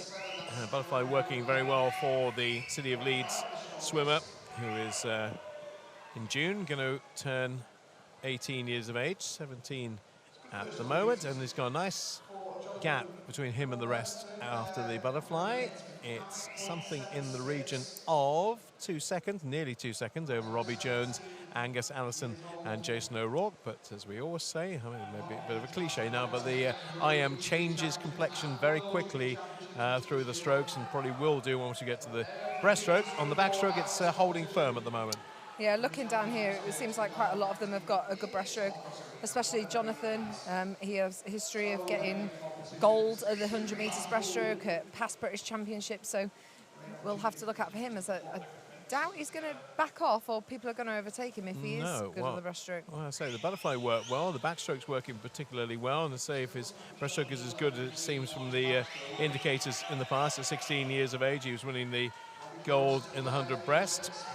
Well, he may well be able to back this up all the way through the race. He'll have some challenges, though, and the challenge is starting to appear from Robbie Jones. We expected he might in lane number 4 because he has the fastest time on paper in this field. Jonathan Milner, though, Richard Denigan's swimmer, is still leading by a fair old margin in first place. Second is Robbie Jones. Third is Cameron Brooker of Wickham District, and 4th is Davide Arioli. So let's see how good that breaststroke of Jonathan Milner is, and let's see how good Robbie Jones is, and can he make any move. And I'll tell you, the person who is making a move is Cameron Brooker of Wickham in lane number 2. Yeah, you would expect from the heats time this morning, I mean, they were all pretty much within 2 seconds of one another, that gap's going to close up a little bit, but Jonathan is still holding his own. I reckon he's taken kind of half a body length from Robbie, just down that first 50, so he's got a great breaststroke. Yeah, all 3 of them pretty evenly matched on the breaststroke, but of course Jonathan Milner did have that big lead on the breaststroke, which he's not relinquishing at the moment. Second place is Robbie Jones still. James Bilbao is into 3rd. Cameron Brooker is now 4th. 5th is Angus Allison. And look at the gap. I don't see any way that Robbie Jones is going to catch our leader from the off, Jonathan Milner. This is exactly what his coach would have wanted when they were talking in the call room beforehand. This is how we would have wanted this swum. We don't know what his freestyle's like yet, but hopefully it's half decent. Well, he's got such a big lead. It's hard to see. How big is the lead in terms of time? Let's have a look when it flips over. He has got a 4.5 second lead with 100 freestyle to go. Not going to get close. Going to be within range of it. Maybe a 3, maybe 26, 27. If he speeds up here, he'll be right on that 425 with Jonathan Milner. And Jonathan Milner has never been. He might be knocking on a 10-second PB here if he keeps going at this rate. Just slipping outside the 425s now, but well inside the 430s. 428.17. Round of applause, very much welcome there for Jonathan Milner. Terrific stuff for the city of Leeds, who takes his PB down by 7 seconds. That's just 6 seconds, 6 and a bit. Season's best before today, 434, 428 today, and he made that look relatively easy. He looked good on the butterfly, great on the backstroke, maintained that lead on the breaststroke, and if anything, opened it up a bit on the freestyle. Yeah, he paced that perfectly. It's kind of one of those that you don't want to give too much. You need to save something in the tank at the back end of a 400 medley. But 8-stroke looks really consistent, really smooth, great technique. Obviously do a lot of distance work as well with that endurance base. And he might be swimming later on in the week for the 200 medley as well. Yeah, because he was down in the 1500 as well. Did he do the 1500? I can't remember now, but he is a 1500 swimmer as well. Does the 1500 free. As that strange combination that we've seen here of people doing the 400 IM and not quite immediately, but very close to it, doing the 1500 freestyle. I know, it was brutal this morning. The boys are just hopping out the 400 IM heats and straight into the 1500 heats. I thought, oh, that's a bit of a punishment, isn't it? Out of the frying pan, into the frying pan. Second of the 400 IM finals is the transition one. Fierce greening of Cockermouth. Be careful with that one. 2, Ben Cope of Royal Wolverhampton. 3, Joel Thompson of Ellesmere College. 4, Michael Rees of Nova Centurion. Zach Logue of City of Sunderland. Warren DeBarths, Fraser Allison in 6. Jacob Goodman of Millfield in 7. And Adam Wilson of Newcastle swim team, who just missed out on getting sub-16 this morning in the 1500. He is in lane 8 in the 400 IM. Well, some of these, two of the boys have got a 427 and 428 PB in here. So this morning, all kind of over that 430 mark, that hopefully we'll see a couple of other people dipping under that 430 barrier in this final. So Cockermouth, Royal Wolverhampton, Ellesmere, Nova Centurion, City of Sunderland, Warrender, Millfield and Newcastle, all represented here.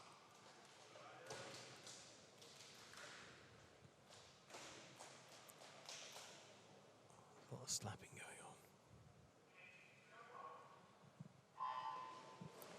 And away they go for the first of 8 lengths. Of course, the first 2 being butterfly in the 400 meters individual medley, and whose butterfly is going to get them to the front of the field. It looks like it might be potentially Joel Thompson of Ellesmere College, or it could be Zach Logue of City of Sunderland. They both had very good starts. And up in lane 7, Jacob Goodman of Millfield School. The clock will tell us who is leading at the 50. It is Zach Logue of Sunderland, 27.38, but he's only marginally ahead of Jacob Goodman. 3rd place is Joel Thompson, and 4th at the moment. Of course, it will change through the course of the next 350, Adam Wilson of Newcastle.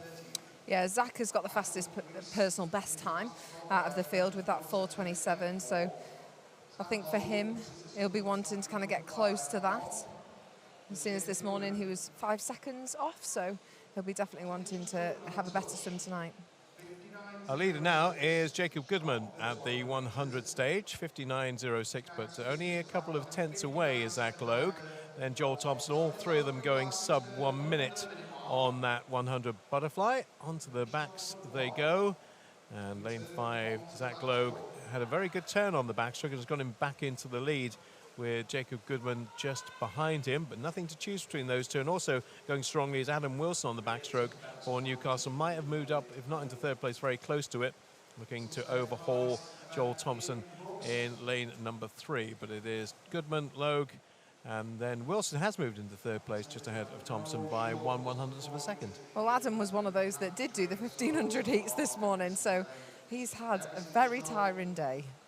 And still got the breaststroke leg and the front crawl to come. This will be the halfway stage when they arrive at the wall at the far end, and Jacob Goodman's had the better of the backstroke leg, but not by a great deal. It's not a huge advantage over Zach Logue as they go onto the breaststroke. It'll probably be around about maybe a second potentially here. It is almost exactly a second between 1 and 2. Adam Wilson in 3rd place, Joel Thompson in 4.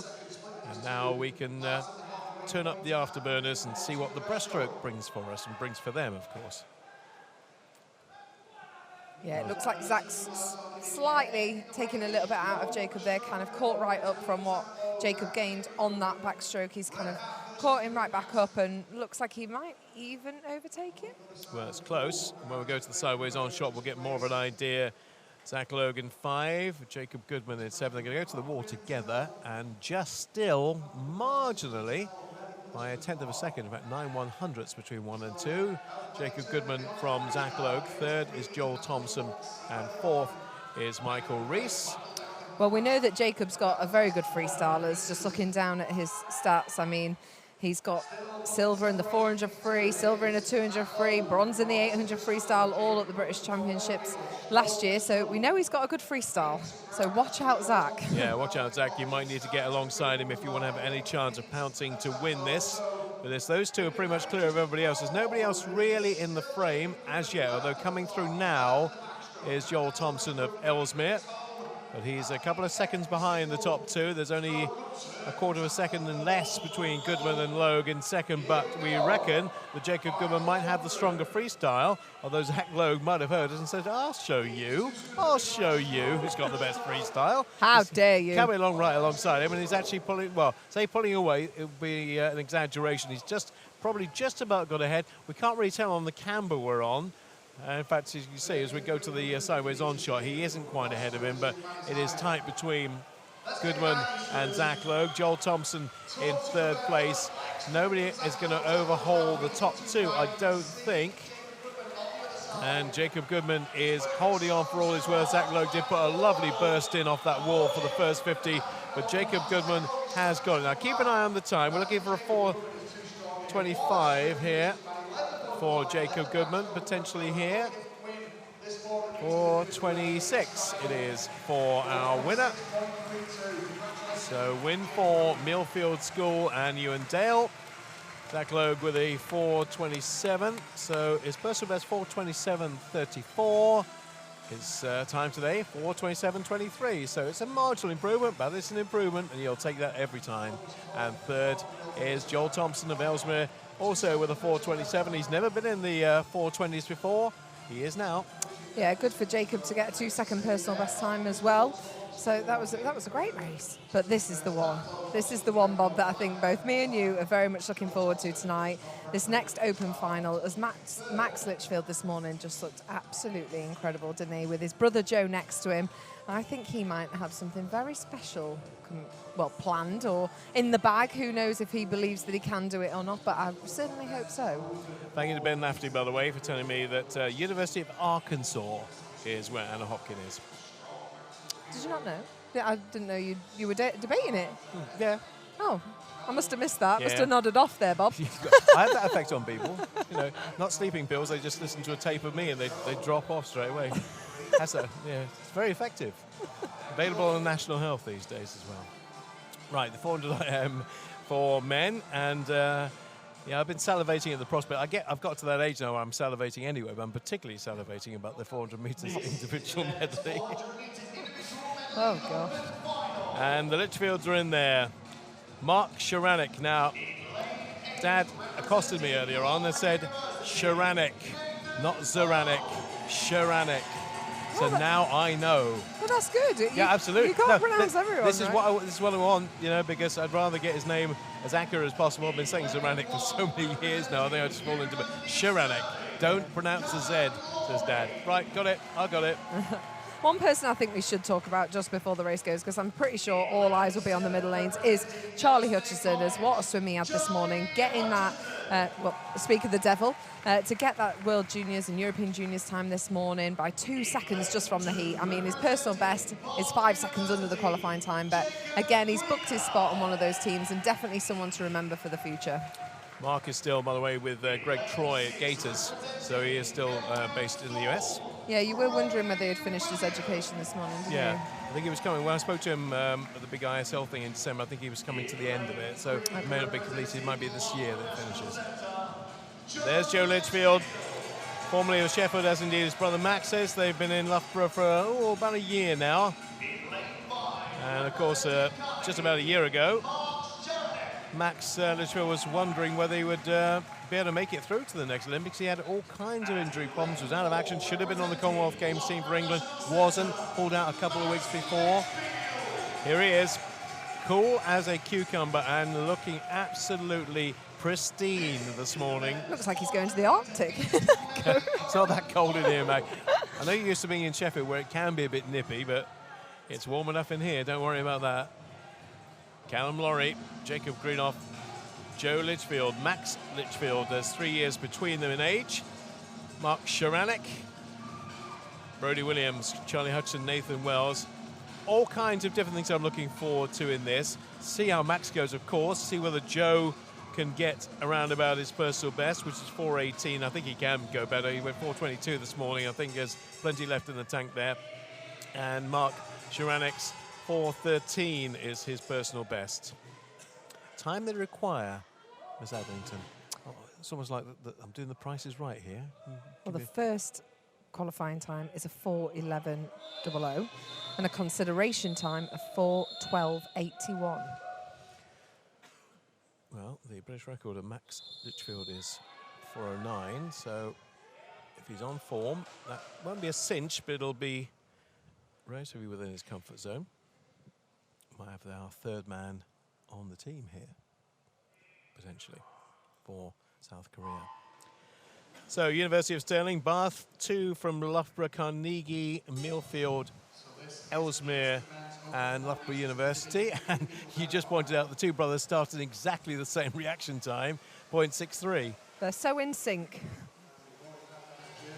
Both looked after by Dave Hemmings as well at Loughborough. Now, we saw just how smooth and controlled Max was this morning. He'll be under a bit more pressure tonight because obviously there are others who can potentially overhaul him. But he is leading after the first 50 from Mark Sharanek, Brodie Williams. Joe, we saw last night his backstroke has come on in leaps and bounds. We expect him to make a move on the second part of this race. Yeah, Joe had a great 100 backstroke last night getting that silver medal, but I think Max just doesn't want to give him anything. But I was talking to Bill. Brothers never do they? They never do. You never want your younger brother to beat you. But I was talking to Bill Furness earlier, the head coach, my old coach, and he was just seriously impressed with Max. He said that he has seen him do some training sessions that you would not believe, and that he is such a hard worker. So I really hope that hard work pays off for him. And the fact that he's a body length up from the rest of the field at 100. And I know it can change, Bob, and I know that it does over a 400 medley, but just what a show he wants to put on tonight. I'm actually seriously impressed with Max on every level. The way he conducts himself, the way he is, the way he swims, the way he articulates, everything actually. He ticks all the boxes for me. Great turn as well. And look at that lead, already over Mark Sharanek, Brodie Williams and Joe Litchfield. Well, they're going to have to be swimming out of their skins if they're going to catch the 24-year-old now in Loughborough. Just celebrated his 24th birthday last month, did Max. He looks just so good. Well, we know that Mark has a really good, solid second part of this, but I just can't see anyone catching Max. He just looks so in control. We said it this morning. All 4 of Max's strokes are very, very good. He doesn't have one that you go, ooh, that one needs a bit of work, because all 4 are just so strong. Brodie Williams in second place, Mark Sharanek back in third. It's all about one man against the clock. Quite frankly, nobody, probably nobody in the world at the moment is going to catch Max Litchfield. The fastest time in the world, 4:09.25. He won't be too far shy of that. It may well be right in that ballpark the way he's going. They're all looking at his feet from a distance because this breaststroke has backed up what he's done on the butterfly leg and the backstroke leg, and the lead will be huge. 4 seconds between him and Sharanek. Then Williams, well, he's going to get the crowd right on his side here because they're seeing something quite special. He pretty much had to write off most of the early part of last year because of injury. He's had problems, but he is back He's looking like a well-oiled machine now. Yeah, to have that shoulder injury last year, I think it was a really big debate for him, wasn't it? Does he pull out? Does he go forth? But he was thinking long term. He was thinking about that end game, which is the Olympics. And clearly, by how he's swimming now, it was definitely the right decision. Well, I can say here and now he's got that qualifying standard. He's going to come back at a 58. There's no worries about not getting this time. He is right on course to obliterate that 4:11. This is fantastic. This really is good. I'm sure the others in the field don't quite see it the way we're seeing it, but Max Litchfield is just going and has been going further and further away with every stroke. This is metronomic in a very good way for Max Litchfield. Loughborough can be proud. Sheffield can be proud of what they did to get him to this stage, and this is a procession for Max Litchfield of Loughborough. That 4:11, well, don't worry about that. That's in the bag. That's in his pocket. It's going to be super. It is great. It's wonderful. It's mightily, mightily impressive from Max Litchfield. Time coming up now of 4:10.94. Well, maybe tighter than I thought, but he's got it. He has got it. Doesn't have to worry about whether it's a few hundredths or a few tenths. 4:10.94. is an amazing time at this time of the season. And we know, looking at that, he will go much, much quicker in the summer. Yeah, for these guys, it is all about the progression of what can they do here, and then later on in the year, build on it again, and especially ahead of next year. I mean, I got told about Max's shoulder injury, that it was so deep down in his shoulder, and the repairs were so much that it was going to take at least a year to 18 months to recover, because it really was a serious injury. It wasn't just a little niggle, it was a serious injury he was out with. And the work that you have to do as a 400 IM swimmer as well, and to come back from that and to be injury-free, and everything that he's put in has been completely worth it. And congratulations to him as he has booked that spot, another secured place on that team for the summer. Baby brother will be a little bit sad. He hasn't quite achieved that personal best he was looking for. He has done a 4:18 before, but it was just a little bit quicker than that one, so they'll have to wait for another day. Mark Sharanek in second place, Brodie Williams in third, and Charlie Hutchison with a 4:19. Another Wow. personal best. Another personal best. He is improving in leaps and bounds with every swim as well. 4 minutes, 10.94. Puts him right up there for the World Championships in South Korea later in the year. He's got his selection place. He'll be doing the 400 IM in July in South Korea. We will want to hear a few words of wisdom from him. He is in the studio now with James and with John. Our second one of the night, ladies and gentlemen. Congratulations, British champion. You're on the plane! Thank you very much. Cheers, guys. Hey, that's a tough race. I know you looked like that last 25 was really hurting. How was it for you? Yeah, really pleased with that time. You know, we've had a great block of training these last few months, and really worked that back end in training, and I mean, it hurt, but you know, the hard work's paid off, and it's not a PB, but it's good enough to get on that plane, and that's what we're aiming for. Yeah, I mean, I don't want to keep going on about it, but you've struggled with that injury. You had an injury at Mr. Commonwealth Games. To bounce back and show that grit and determination, that resilience in the pool that I know you've got to qualify for the World Championships. How does that feel? Yeah, it's amazing. You know, that's what I train for, and like you say, there's been things thrown at me the last couple of years, and that's just the way I go about my things. You know, I just put them to one side and say, you know what, I'm just going to give it my best, and that's paid off. So 4:10, solid. How do we move it forward? What's it going to take to get a medal at the World Championships? Not 4:10. You know, I still need to be quicker than that, and once we get to that, out in Korea in the summer, and everything that goes into that in the next few months is going to help, and there's a few things we've highlighted that we know we need to get better, so we'll continue to work on them through this year and obviously through next year to Tokyo. Well, it was a great start to the season. I know we're all really excited to see what you do this year. Gutted you missed the commies, but definite right decision. Playing the long game. But congratulations. Made it up onto our best of British. Ladies and gentlemen, big round of applause for Max Litchfield, British champion, on his way to the World Championships.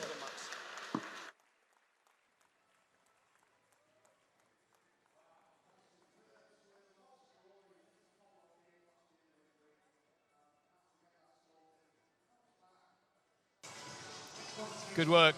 Very good work from Max. Thanks for your tweet from Louise Copps. Becky will answer this. Why have the qualifying times for Worlds and Europeans been set so high? Seems odd that swimmers are so far away from the required times. Looking at other nations' times, we seem to be making it too tough for our top swimmers.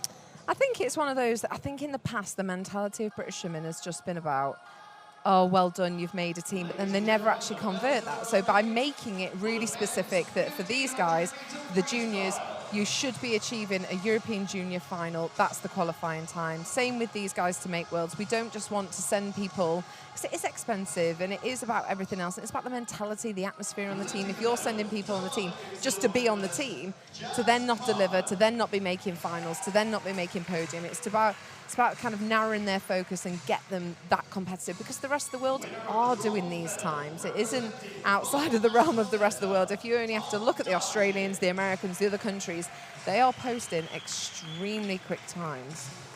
Medal ceremony for the 1500 freestyle, the heat declared winner. Tom Derbyshire with a 15:25.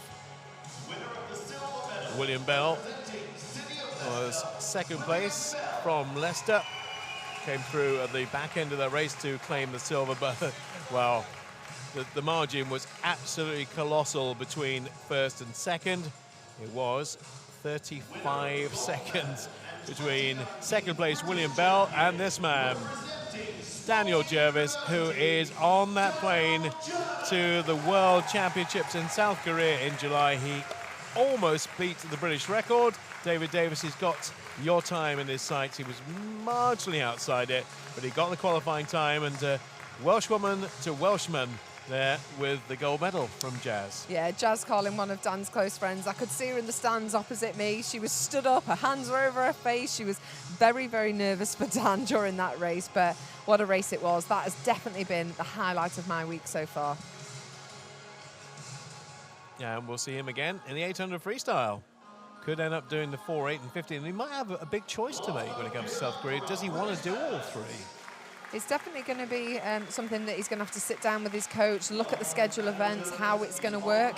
Obviously, you have got semi-finals, so the program's going to be all different. Obviously, not for him doing the distance events. He won't have semi-finals, but as in within the program here this week, there's no semi-finals. So the program's been a little bit different. So it's definitely something he's going to go back after this championships and work out with his coach. Right, the ceremony now for the women's 50 meters freestyle. And we'll see coming onto pool deck right now. Here they are, just being ushered on. Freya Anderson, who we'll see again in the 100 free. She's very much expected to, well, I think, win that, to be honest. I think if Freya doesn't win it, we'll be quite surprised. Yeah, I would be too. I can't really think where else. I mean, Siobhan has actually swum a really good 100 freestyle, but I pretty much doubt Siobhan's going to be doing it, as I think she'll want to do that 100 metres breaststroke and that 200 medley for Siobhan Marie O'Connor. Second place went to Emily Barclay of Loughborough University in the 25.09. It's actually quite tight between 1 and 2. There was only a tenth of a second between Anna Hopkin, who we'll see in just a moment, and Emily Barclay in second place. 2019 national champion from Ealing is Anna Hopkin. She's our winner. Only one to go sub 25 with a 24.99. Now you know where she's from. Yeah. Well, she's obviously swims for Ealing, but we know she's now spending her time in America. Siobhan is down to swim the 100 freestyle. Ooh. She's down to be in the final heats. No, the second heat. Oh, brilliant. Yeah, so the... we haven't seen her yet. No. She's entered in on a 54.3 with Freya at a 53.6. So she is down, but of course we had some withdrawals today. I did give Ben Proud a bit of grief about that, by the way, when I saw him early on. Yeah, why enter? I thought that was madness this morning. Well, he said until Tuesday he was going to do it. I decided not to. It cost. Oh no, he's probably not that bothered. But I swear it's about if you pull out of an event, don't you have to pay a £10 fine or something? And then you have to do a forfeit, don't you? Don't you have to eat 2 cream crackers in a minute? Can you imagine if that was a rule? It'd be great, wouldn't it? So we won't fine you, but we want you to eat 3 cream crackers in a minute or something like that. It'd be very odd, Bob. Junior final of the women's 200. We are, again, there's so many finals tonight where there are things that could be potentially really jaw-dropping. Alice Thomas, the way she looked this morning, I think we can expect, I think we should expect something quite special from her when it gets to the senior final. I mean, yeah, she's only got to drop, what, 0.6, 0.7 to make that world's time? And she just looks so comfortable. Her underwater is incredible. To swim a 2.8 in the heats, it's either a case that she was really going for it and she hid it very well and she won't have much left tonight, but to me, she just looks so smooth, so in control. It was kind of one of those that we talk about a lot in the 200 butterfly. Down that last 50 metres, it is painful and you're just bobbing up and down and you've given too much and you look like you're going backwards, but not Alice Thomas. She is an absolute pro at it and a joy to watch. Junior time required 2:12.82. Has anybody got close to that in this field in this one? No, not yet. Yeah, and I think we should also explain, obviously, the tweet that you've just mentioned as well. Even though this is a specific junior final, if somebody does swim fast, they will automatically go into the open final, like Sophie, who is in the open final. Even though she's a junior, she is going to swim in the fastest final. There is then juniors in the transitional and then to the junior final. It's just about giving these guys the opportunity. But you'll see the ones making these world and European junior time more than likely in the open finals. Ella Bainbridge of Cleethorpes in District 1. Crystal Wilson of Newcastle in 2. Pia Murray of Ellesmere College in 3. Megan Allison, City of Newport, 4. Mia Leach in 5 for City of Peterborough. East Kilbride, Yvonne Brown in 6. And Sarah Kalafska of Hatfield. There is no lane 8, so we're looking at 1, 2, 3, 4, 5, 6, 7. Just making sure that nobody came in as a late entrant there, but they haven't. And Pia Murray, who started off very strongly this morning, has done likewise tonight. But there'll be 4 of them going to the wall together at the 50, and it will be Yvonne Brown who will get there just ahead of Sarah Kavlaska, and 3rd place Crystal Wilson. 4th is Pia Murray. Well, Pia Murray was going very well, just didn't quite get her turn right, I don't think. She must have not quite hit the wall properly because she was right up there, but it's shown as 4th, but it's still early stages. Yeah, the turns are so important about spotting. Sometimes you just misjudge them. But looking down there at their PBs, their qualifying times for this that they swam this morning, it's pretty close. Very close, and yeah, pretty close certainly between the 2 at the top of your picture. Yvonne Brown of East Kilbride and Sarah Kalafska of Hatfield did a personal best this morning of 2:19.51. Obviously going to have to drop an awful lot to get that junior time, but look who's coming back. Crystal Wilson of Newcastle in 2, Pia Murray in 3, all coming back now, and Megan Allison in lane number 4, and we might be saying goodbye to the 2 at the top of the picture before long, because there's some very determined swimmers in 2, 3 and 4, Wilson, Murray and Allison, but they are holding on at the top of the picture. It's a split race at the moment between the 2 at the top and 3 and 4 at the bottom here. There's still Yvonne Brown in a 1:40, so 1 and 2 are still at the front end, at the far end of the pool as far as we are concerned. They're trying to hold on, and they are holding on very well. Yvonne Brown of East Kilbride, who has a really quick time of 2:16.55, and she is doing everything she can to hold off the advances of Sarah Kavlaska of Hatfield on the far side. It will be the East Kilbride swim. What a great swim this is. Terrific stuff from her. And although it's not as quick as she has been, it's not her personal best, the way she swam that was so gutsy to get to the wall before everybody else. When I hadn't quite written her off at 150, but I thought they're closing in on her. Surely they'll be eating her up. She just kept going and kept going. Yeah, it's one of those that you want to get the pacing right in a 200 butterfly. Not always who is turning first at 100 ends up being the winner of the race. We know that. But she swam that with so much control. She had a great last turn as well and just built down that last 50, especially coming into the wall as well. It's that's when you look at the bum and you go, ooh, that looks painful. But she didn't. She kept it really nice and controlled. Megan Allison, not quite a PB, but very close to it. But Sarah Kalafska of Hatfield has done a personal best in 3rd place with a 2:18.29. And Pia Murray still in the 2:18s, but not quite as quick as she has been previous to this.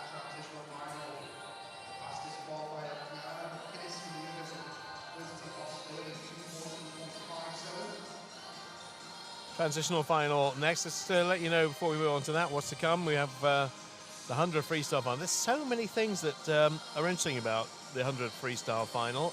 All of them, actually. Jacob Whittle, 14 years of age, going 50.4 this morning. Now, is it too much to expect him to go sub 50 tonight? Because we think it will be the first time a 14-year-old has ever been sub 50. Well, according to my sources, he's the fastest 14-year-old in history, in the world. So the fact that he's even done that, it might be a little bit of pressure, but at the same time for him, it's just a second swim. It's another opportunity to break that record that he's already done this morning.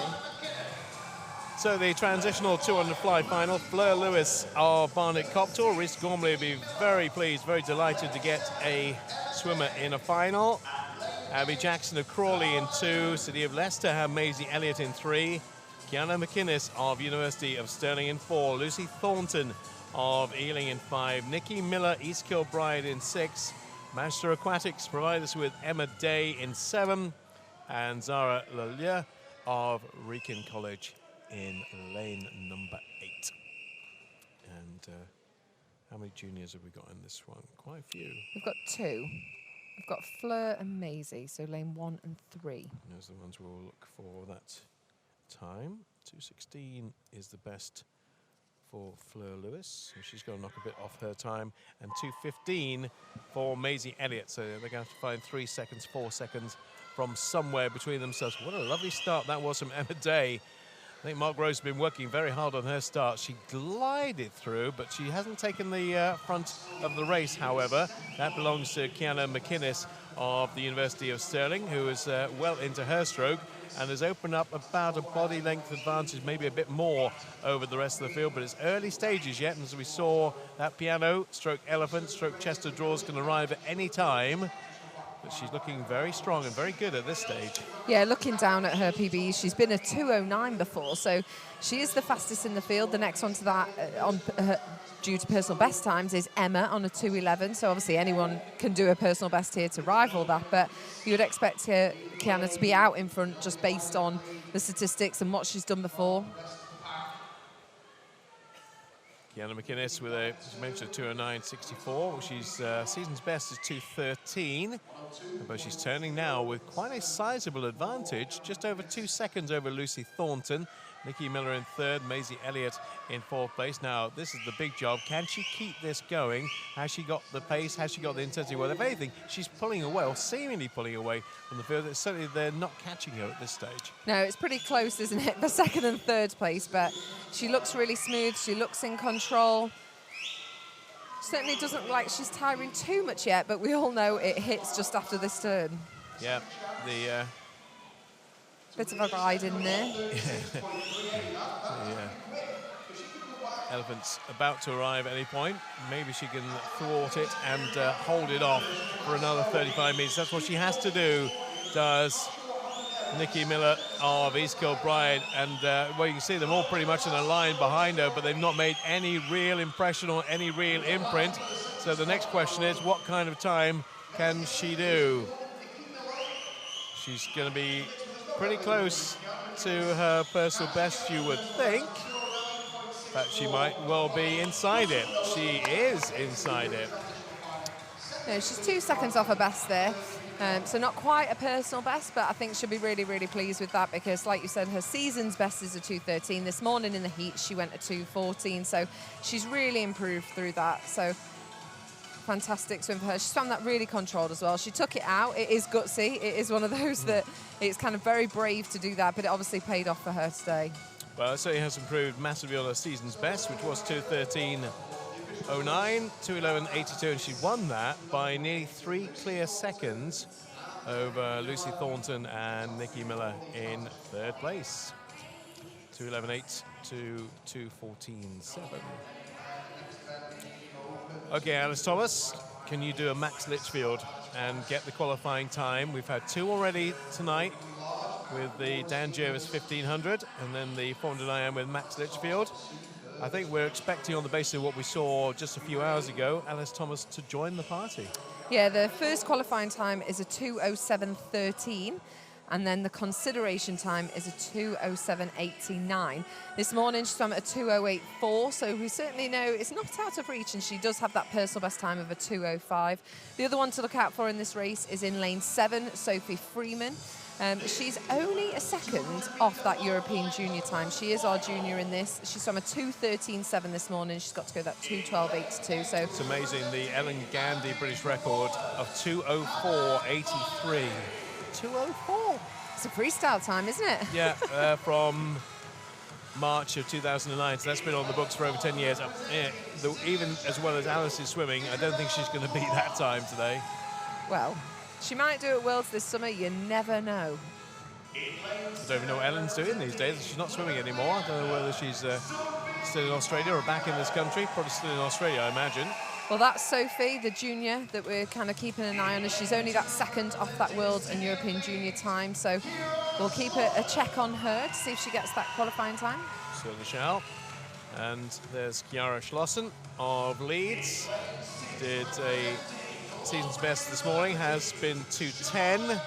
Charlotte Atkinson, winner on the second day here in Glasgow.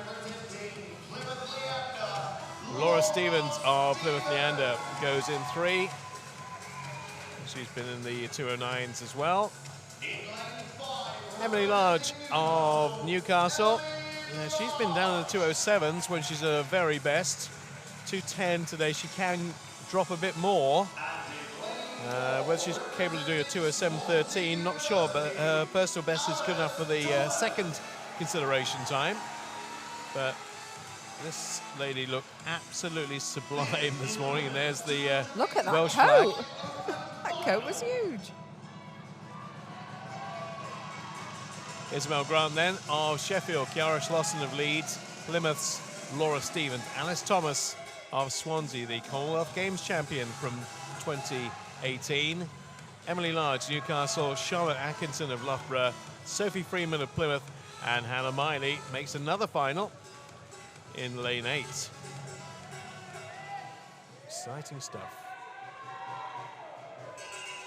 No Gemma Lowe, of course, these days. No. So Alice has it all to herself. Another Welsh lady, though. Yes, indeed. Final of the women's 200 butterfly. All eyes on lane number 4. Let's see how dominant Alice Thomas. Just to break a race down as we go as well here. Look at how long she took underwater. She really utilises those turns in that underwater phase. I mean, it's such a powerful part of her race. She's got a beautiful butterfly anyway. She's really low to the water, really, really smooth, really elegant stroke, breathes every stroke. But her turns and her skills in general are always incredible. She always seems to spot the wall very well as well. I don't often see, oh, that was a bit of a close finish or a glide in with Alice. She manages to time it to perfection. Laura Stevens and Alice Thomas absolutely level at the first 50, which means that Laura Stevens is having a very good 50, but is this the moment where she relinquishes the lead? It is happening right now. Charlotte Atkinson in lane 6 has had a good first 75 as well.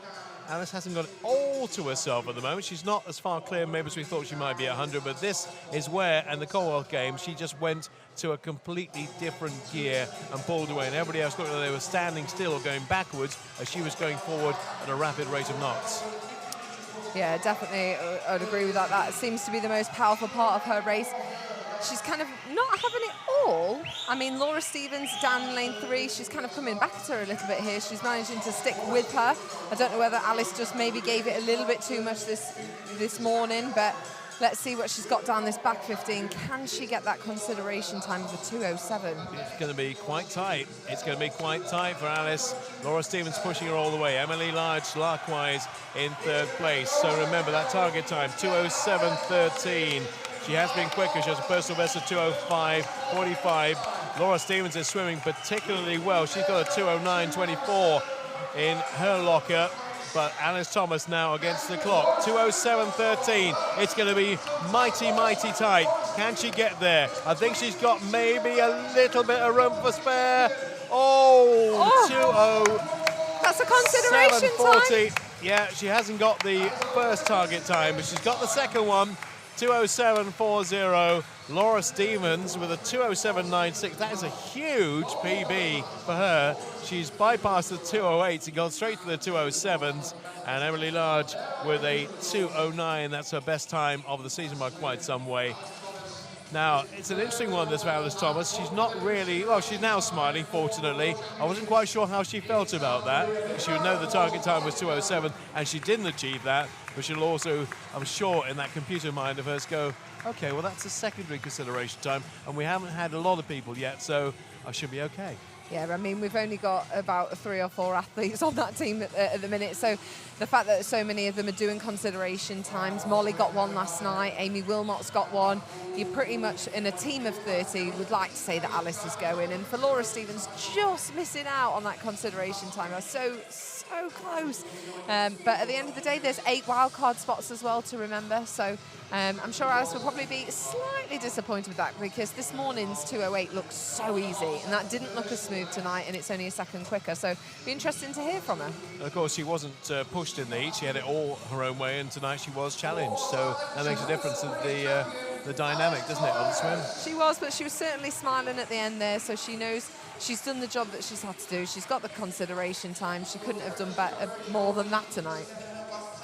So Alice Thomas from Laura Stevens and Emily Large in third place. That is the 1, 2, 3 in the women's 200 meters butterfly.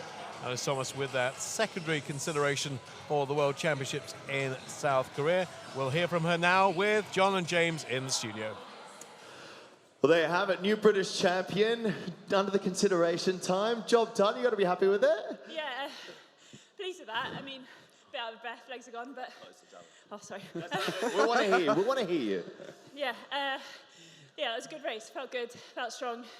Great to have Laura there right next to me, even though I didn't see her. But yeah, really pleased with that. No, I was actually going to ask, could you, I mean, butterfly, breathing forward, got to try and stay, in the zone. Could you sense that she was there? No. No? I can't see a thing when I swim fly. Even in training, I hit so many people. All my teammates always hit them because I don't see them. They learn. I don't see them. I don't see a thing. That's why I count my strokes. Right. That's how I know where I am. Otherwise, I'd hit the wall every time in my head, I guess. Yeah. So so the target was to come here, get the time, get on that plane. How you feeling? You feeling okay about it? I mean, it's only the consideration time, so I guess I got to wait and see. But yeah, pleased with it. So hopefully, fingers crossed. Yeah.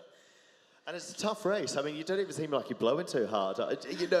After a race like that, I know you were getting your lactate tested and stuff. Yeah. How do you recover so quickly? You're holding your... Experience. I've done this a lot. It's true. I've probably I've got countless 200 flies. Yeah. So I guess doing it over and over, I learned how to recover. And yeah, I've got pretty good at doing and knowing what I need to do by now. Well, it was absolutely brilliant. And I know what, you know what, you're up on our Best of British wall. We love that. Under the consideration time, ladies and gentlemen, give it up for your British champion, Alice Thomas. Thank you.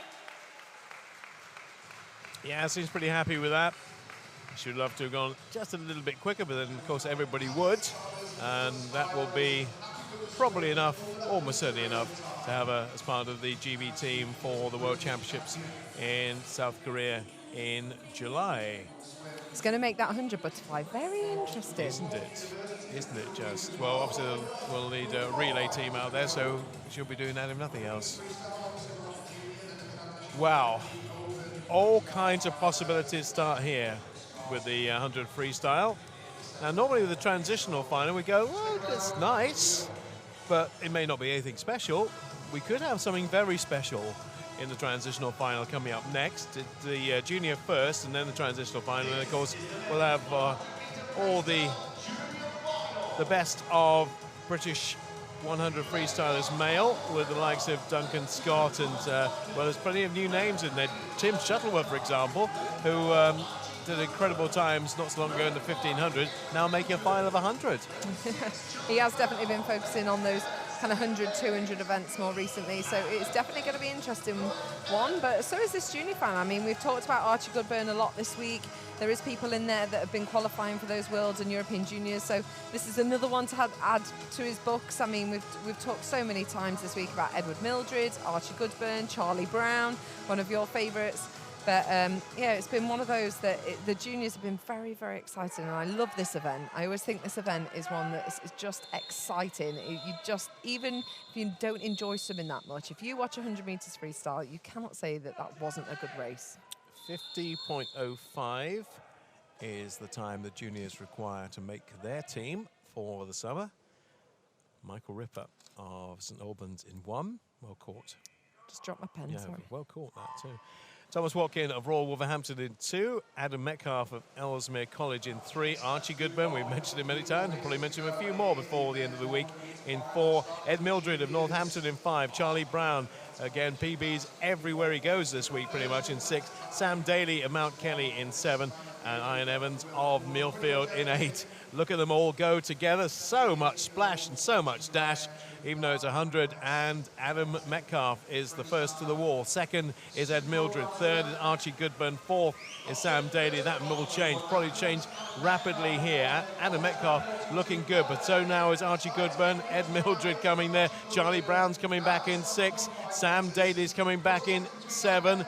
The centre lanes 3, 4 and 5. Metcalf, Goodburn, Mildred. Who wants it the most? Lane 5, maybe. It is lane 5. Ed Mildred, 51.05. Half a second PB for him.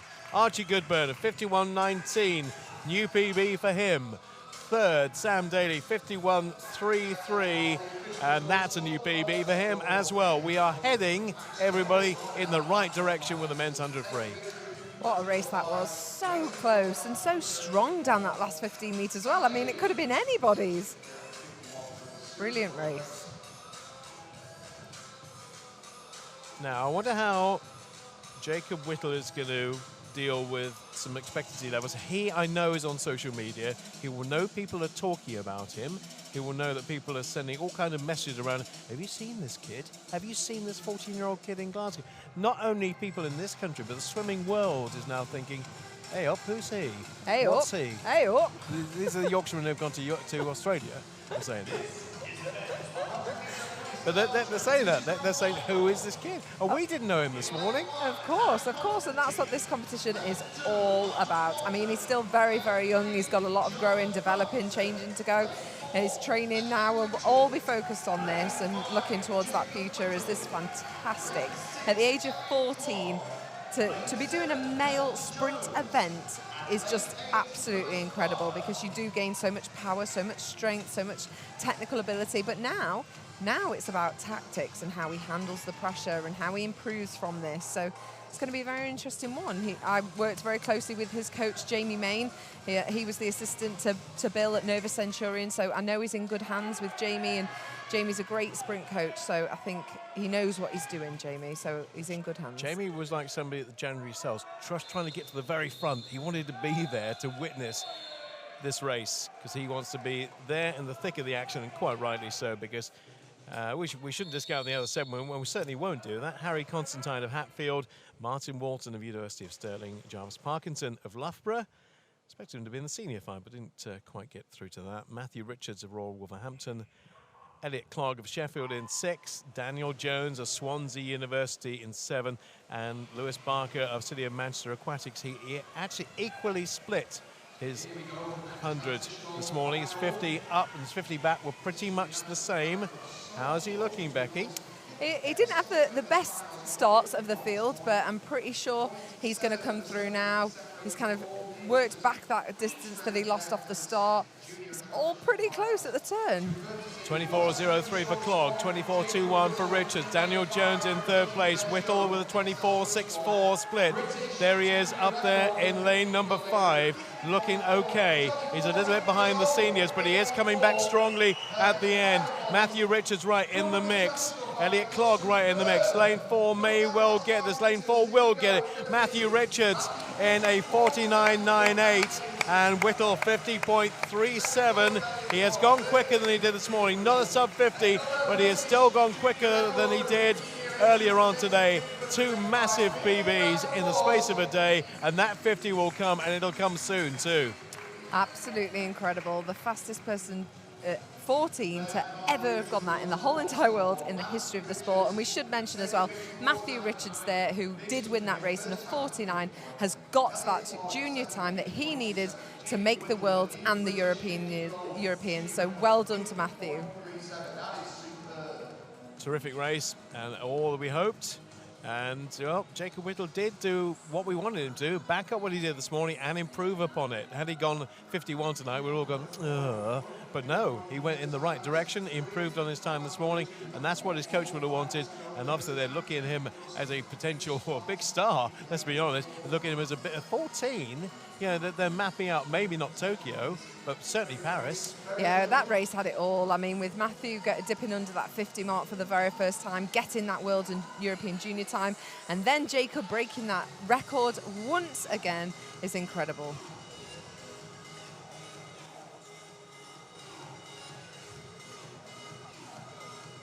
Just to clarify, the 100 freestyle record belongs to Duncan Scott. It is 47.90, set in 2017 in Sheffield.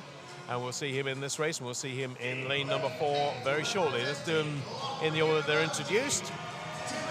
Now, when we first saw this young man, he was doing the 1500 back in 17 and back in 16, and he did the 200 free, did the 1500 free, and here he is coming down still further. Yasuki Ledyard with an interesting little signal there from Wickham District. Each to their own. Yeah, absolutely. 7 is Craig McLean, who saw that age group record taken from him earlier on today, the 14-15 age group. In 2, Callum Jarvis, who's been around quite some time as Callum. He's going to be turning 27 next month from Bath. He's off to the Arctic as well. It's not cold in here, it really isn't. You probably get the impression it's Arctic here. It most certainly is not. It's very, very warm, but it's not as warm as Pontours, it must be said. David Cumberledge of Edinburgh University is in 6. Jack Thorpe, another from about 35 miles away. Jack Thorpe, looked after by Chris Jones there. Now here's another quite impressive swimmer who is yet to turn 20. Turns 20 in June. Scott McClay of University of Stirling. The 49.4 personal best this morning it was. So let's see again if he can get down to the low 49s. But is anybody going to stop Duncan Scott? I don't think so. Not on the kind of form we saw this morning. And again, that was probably not an optimum speed or anything like it. To be fair, he did look like he was working quite difficult down the first 50. It wasn't until that last 15 metres that he really eased up and he just kind of glided into the wall. And we're not used to seeing Duncan Scott do that. Traditionally, he does that windmill arms, the last 5 metres, puts his head down that straight arm stroke into the wall. So tonight we know he's got a little bit in the tank because he certainly eased off that, at least that last 10 metres. So 48 dead. Look out also for Duncan's turns. He has a fantastic underwater. 48 and 48.43 are the 1 and 2 consideration times. Duncan Scott, as we just mentioned, has been considerably quicker than that. Well, no, not considerably quicker than that. 47.9 is only a tenth of a second quicker than the first qualifying time, so he's going to be there or thereabouts on his British record if he's going to get that time. Yeah, and you also think whoever kind of wins this race is that relay spot that we keep talking about as well for the medley relay. Yes, we're not going to do a 3-man relay. We're going to have somebody to back it up. So Yasuki Ledyard of Wickham in 1, Callum Jarvis Bath 2, Jack Thorpe Edinburgh 3, University of Stirling and Duncan Scott in 4, Stirling also with Scott McClay in 5, David Cumberledge Edinburgh. So very much a Scottish race this, isn't it? In 6, 7 another Scotsman, Craig McLean and Tim Shuttleworth of Loughborough in lane number 8. What kind of split time are we going to get from Duncan Scott here? The answer is 23.010 and Scott McLean in second, 23.50, Cumberledge in third. He takes half a body length out of the rest of the field just on that underwater. Absolutely incredible. This is where this morning he started to ease off, but he's going to give it absolutely all. We'll see in that last 5 meters where he turns to that windmill stroke to get a good finish. There 48 is what we need. 48 is what he needs. Is he going to get that 48? He certainly is. A 47.87 for Duncan Scott. That is a new British record as well. The first of the week from Duncan Scott from the University of Stirling. Scott McClay, his teammate, in second place, 49.05, and David Cumberledge with a 49.11. So not has he got the time, but he's broken his own record as well with a 47.87. This event is moving on at last. For a long time, the 100 freestyle was nowhere in British terms. This man is taking it to a new realm. What a night tonight has been. The third person tonight to make that first qualifying time for Worlds. I'm absolutely ecstatic for Duncan Scott. Just what a race that was. Absolutely incredible. And breathe. And hopefully he will too. Wow. Absolutely insane. 47.9 it was. 47.87 is now. Doesn't matter whether it's 3/10 or 3/4 or whatever it might be. It's 3 in the right direction. 47.87. But Bob, from Medley Relay, this is amazing because now we've got a 53 on the backstroke, and to have that finish off that He can relay. go low 47s. I'm so excited. He can go low 47s. I'm absolutely certain he could go, by the time we get to Tokyo, he can go low 47s. I need to calm down, Bob. So low 47s, low 53s. Petey just obliterating the world, and James over to you, Guy. James Guy, and the 100 fly. Sorry, America, you ain't going to win it next year. You're just not. We're there. We're the kings. There he is, getting his breath back. Oh, that did hurt. And Duncan will now talk with the boys in the studio. Here he comes. Oh, Duncan, British champion, British record, a spot on the plane on the way to South Korea. Nice way to finish your night. I mean, it's pretty late, yeah, it is night, isn't it? Yeah, no, I'm really pleased with that. This morning was all right, so, but no, there's some boys made some big drops in there. Yeah. Big Scotty with 2 PBs today. McLean as well, our teammate, you know, it's first time sub 50, so, no, it was a good night in the pool for the Stirling boys in there. Yeah. What's it like training with all those sprint freestyles? It must help every day in training when you're grafting away in the gym, in the pool. What's it like training with your teammates like that?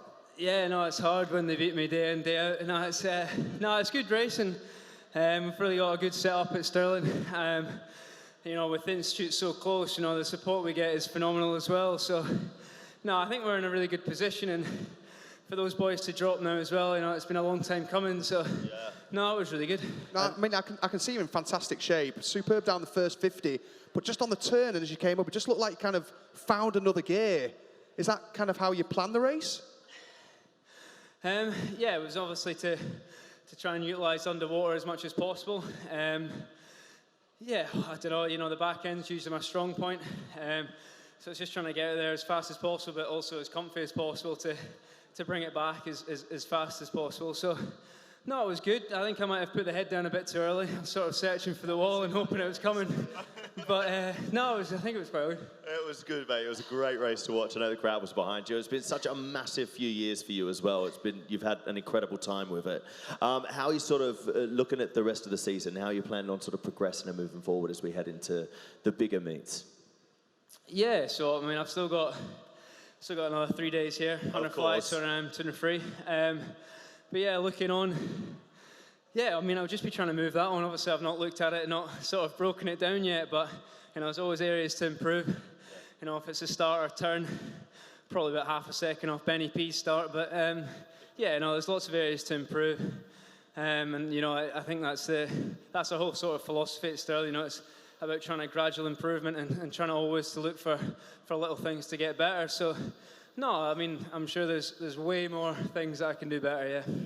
Well, look, it was absolutely brilliant watching you in the pool. Can't wait to see what you do for the rest of the week as well. Congratulations, not just British champion, but ladies and gentlemen, your new British record holder, Duncan Scott. Pretty impressive. Let's be absolutely honest about that. That was very, very impressive. And matching pretty much what the rest of the world is doing right now. And he will get better. I say, I'll stake my rather tarnished reputation on this. He will go low 47 next year. I mean, not this year. He might do it this year, but we'll give him 18 months to do it, or another 15 months at least until the Olympics. I think he can go low 47. I guess a lot of it depends on the schedule as well, where it fits in with his program, with having all the relays and individuals. I'm pretty sure he wants the 200 free individual as well if he qualifies for that. So he's definitely going to have to work out his schedule, isn't he? But what a swim that was. To get a British record, the first one that we've seen all week as well, to break that is just unbelievable, and to smash that first qualifying time as well and book his spot on the team is incredible. How good right now and potentially for the future is our men's 100 freestyle looking? It's in good hands, isn't it? It is in very good hands. We can feel very confident about that one.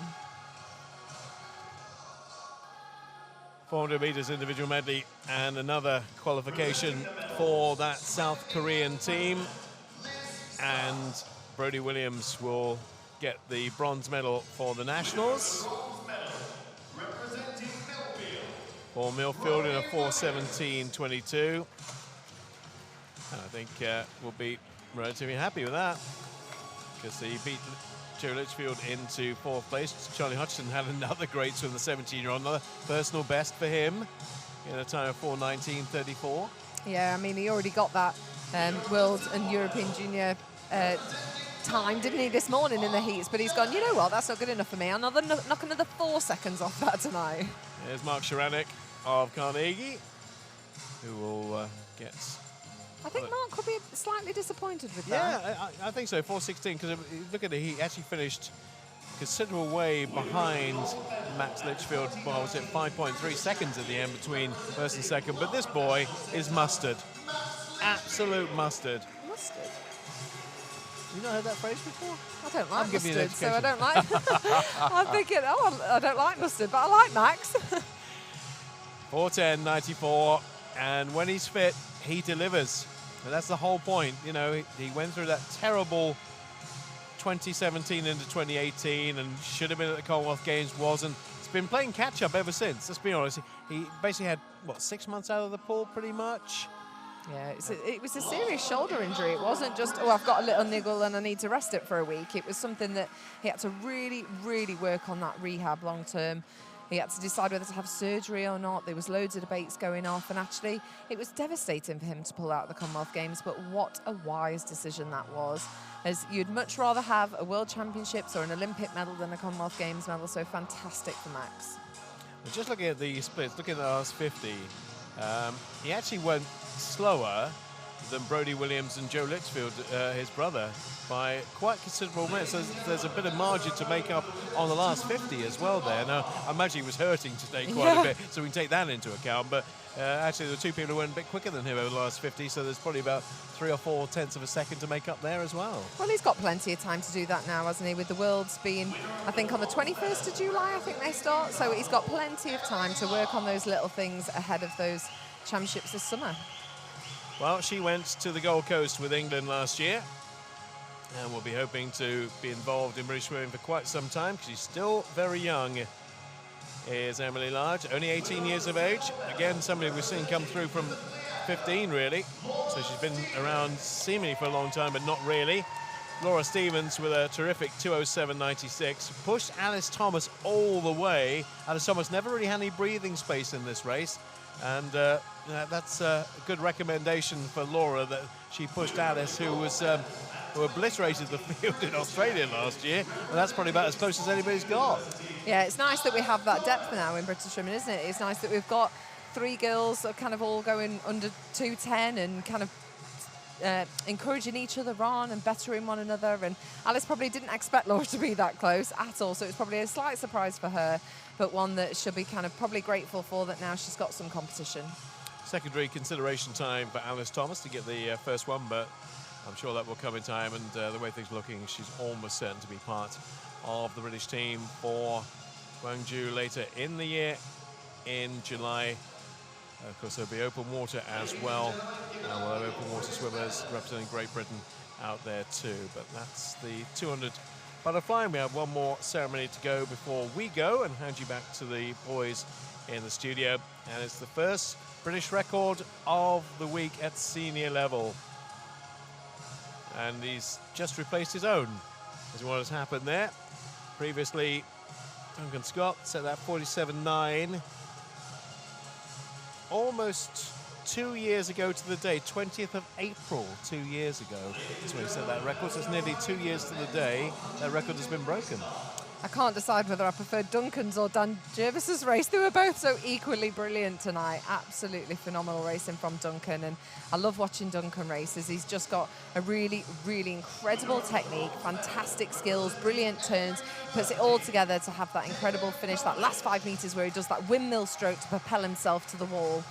Took it out in 23.10, brought it back in 24.77. Did Duncan in that race.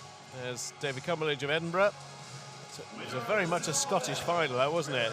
University of Stirling, Edinburgh, Edinburgh, Stirling. And then we had Bath, Wickham, Loughborough. So it was 3 English clubs and 5 Scottish ones in that final. Well, it was nice that Duncan referenced Craig McLean earlier, that it was the first time him as his teammate made it under the 15 mark. I think that barrier for a lot of athletes is a hard one to break, isn't it? So it was for many years for lots of swimmers. It's now not par for the course, but seems to happen more often. 49.05, but here is the new champion, and with a new improved British record as well. Duncan Scott, 47.87. Remember, he's 22, so potentially he's got 2 more Olympics in him. This man's unstoppable. He was my swimmer of the year last year. I know yours was James Wilby, but Duncan Scott was mine. Just absolutely incredible. Well, you got to say the way that he won the 100 free here from lane 8 was pretty impressive. I just think everything, like you were saying earlier with Max Litchfield being your person, that the way he conducts himself, his professionalism, his attitude, everything for me about Duncan Scott is that as well. He's one of those that he's always happy, he's always positive, he's always very laid back, very nice to be around, good company. He's passionate about the sport, he's very professional, and I think he's one of those that I think people will like having him around on the team as well. Well, we built it up to be quite a special evening here at the Toll Cross Pool, and it certainly delivered. Thank you, Becky, for your contribution. We'll be back in the morning, of course, with the heats, but let's take you back to the boys in the studio to review the evening's action.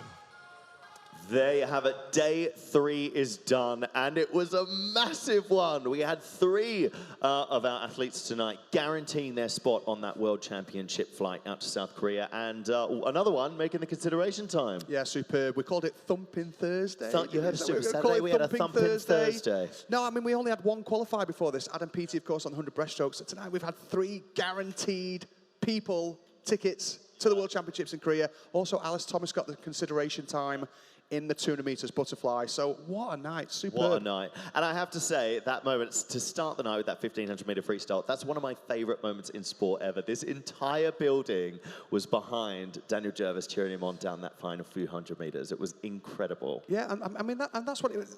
Day in, day out, we practice every single day in training, and sometimes it can drive you crazy. Just looking at that line on the bottom of the pool every single day in training, it could drive you mad. So you can see what it means to these swimmers. You can see what it means to Daniel Jervis to make that World Championship team superb. And as you can see up there, that's our best of British wall. Day 3 is getting bigger and bigger and bigger, but of course we are only halfway through. So still loads more swimming action to come here at the British Swimming Championships for 2019. Tomorrow night's schedule, let's take a look at what you've got to look forward to. It's coming in now. We have the women's 200-meter backstroke, the men's 100-meter butterfly, the women's 100-meter freestyle, and the men's 200-meter breaststroke. So some world-class swimmers in that. Olympic, World, Commonwealth, Europeans, champions, all that sort of stuff. So loads to look forward to. It's been absolutely brilliant having you here with us at Deep End Live. Remember, keep those tweets and Instagram posts coming in the hashtag BSC19. We love seeing and hearing what you were thinking about the show, about, of course, all the action that's happening in the pool. We're going to be live here tomorrow morning for the heats, but we kick off final session at 6 p.m. First swimmer in the pool at 6:30. My name's John Mason. This is James Goddard. It's been brilliant. Good night.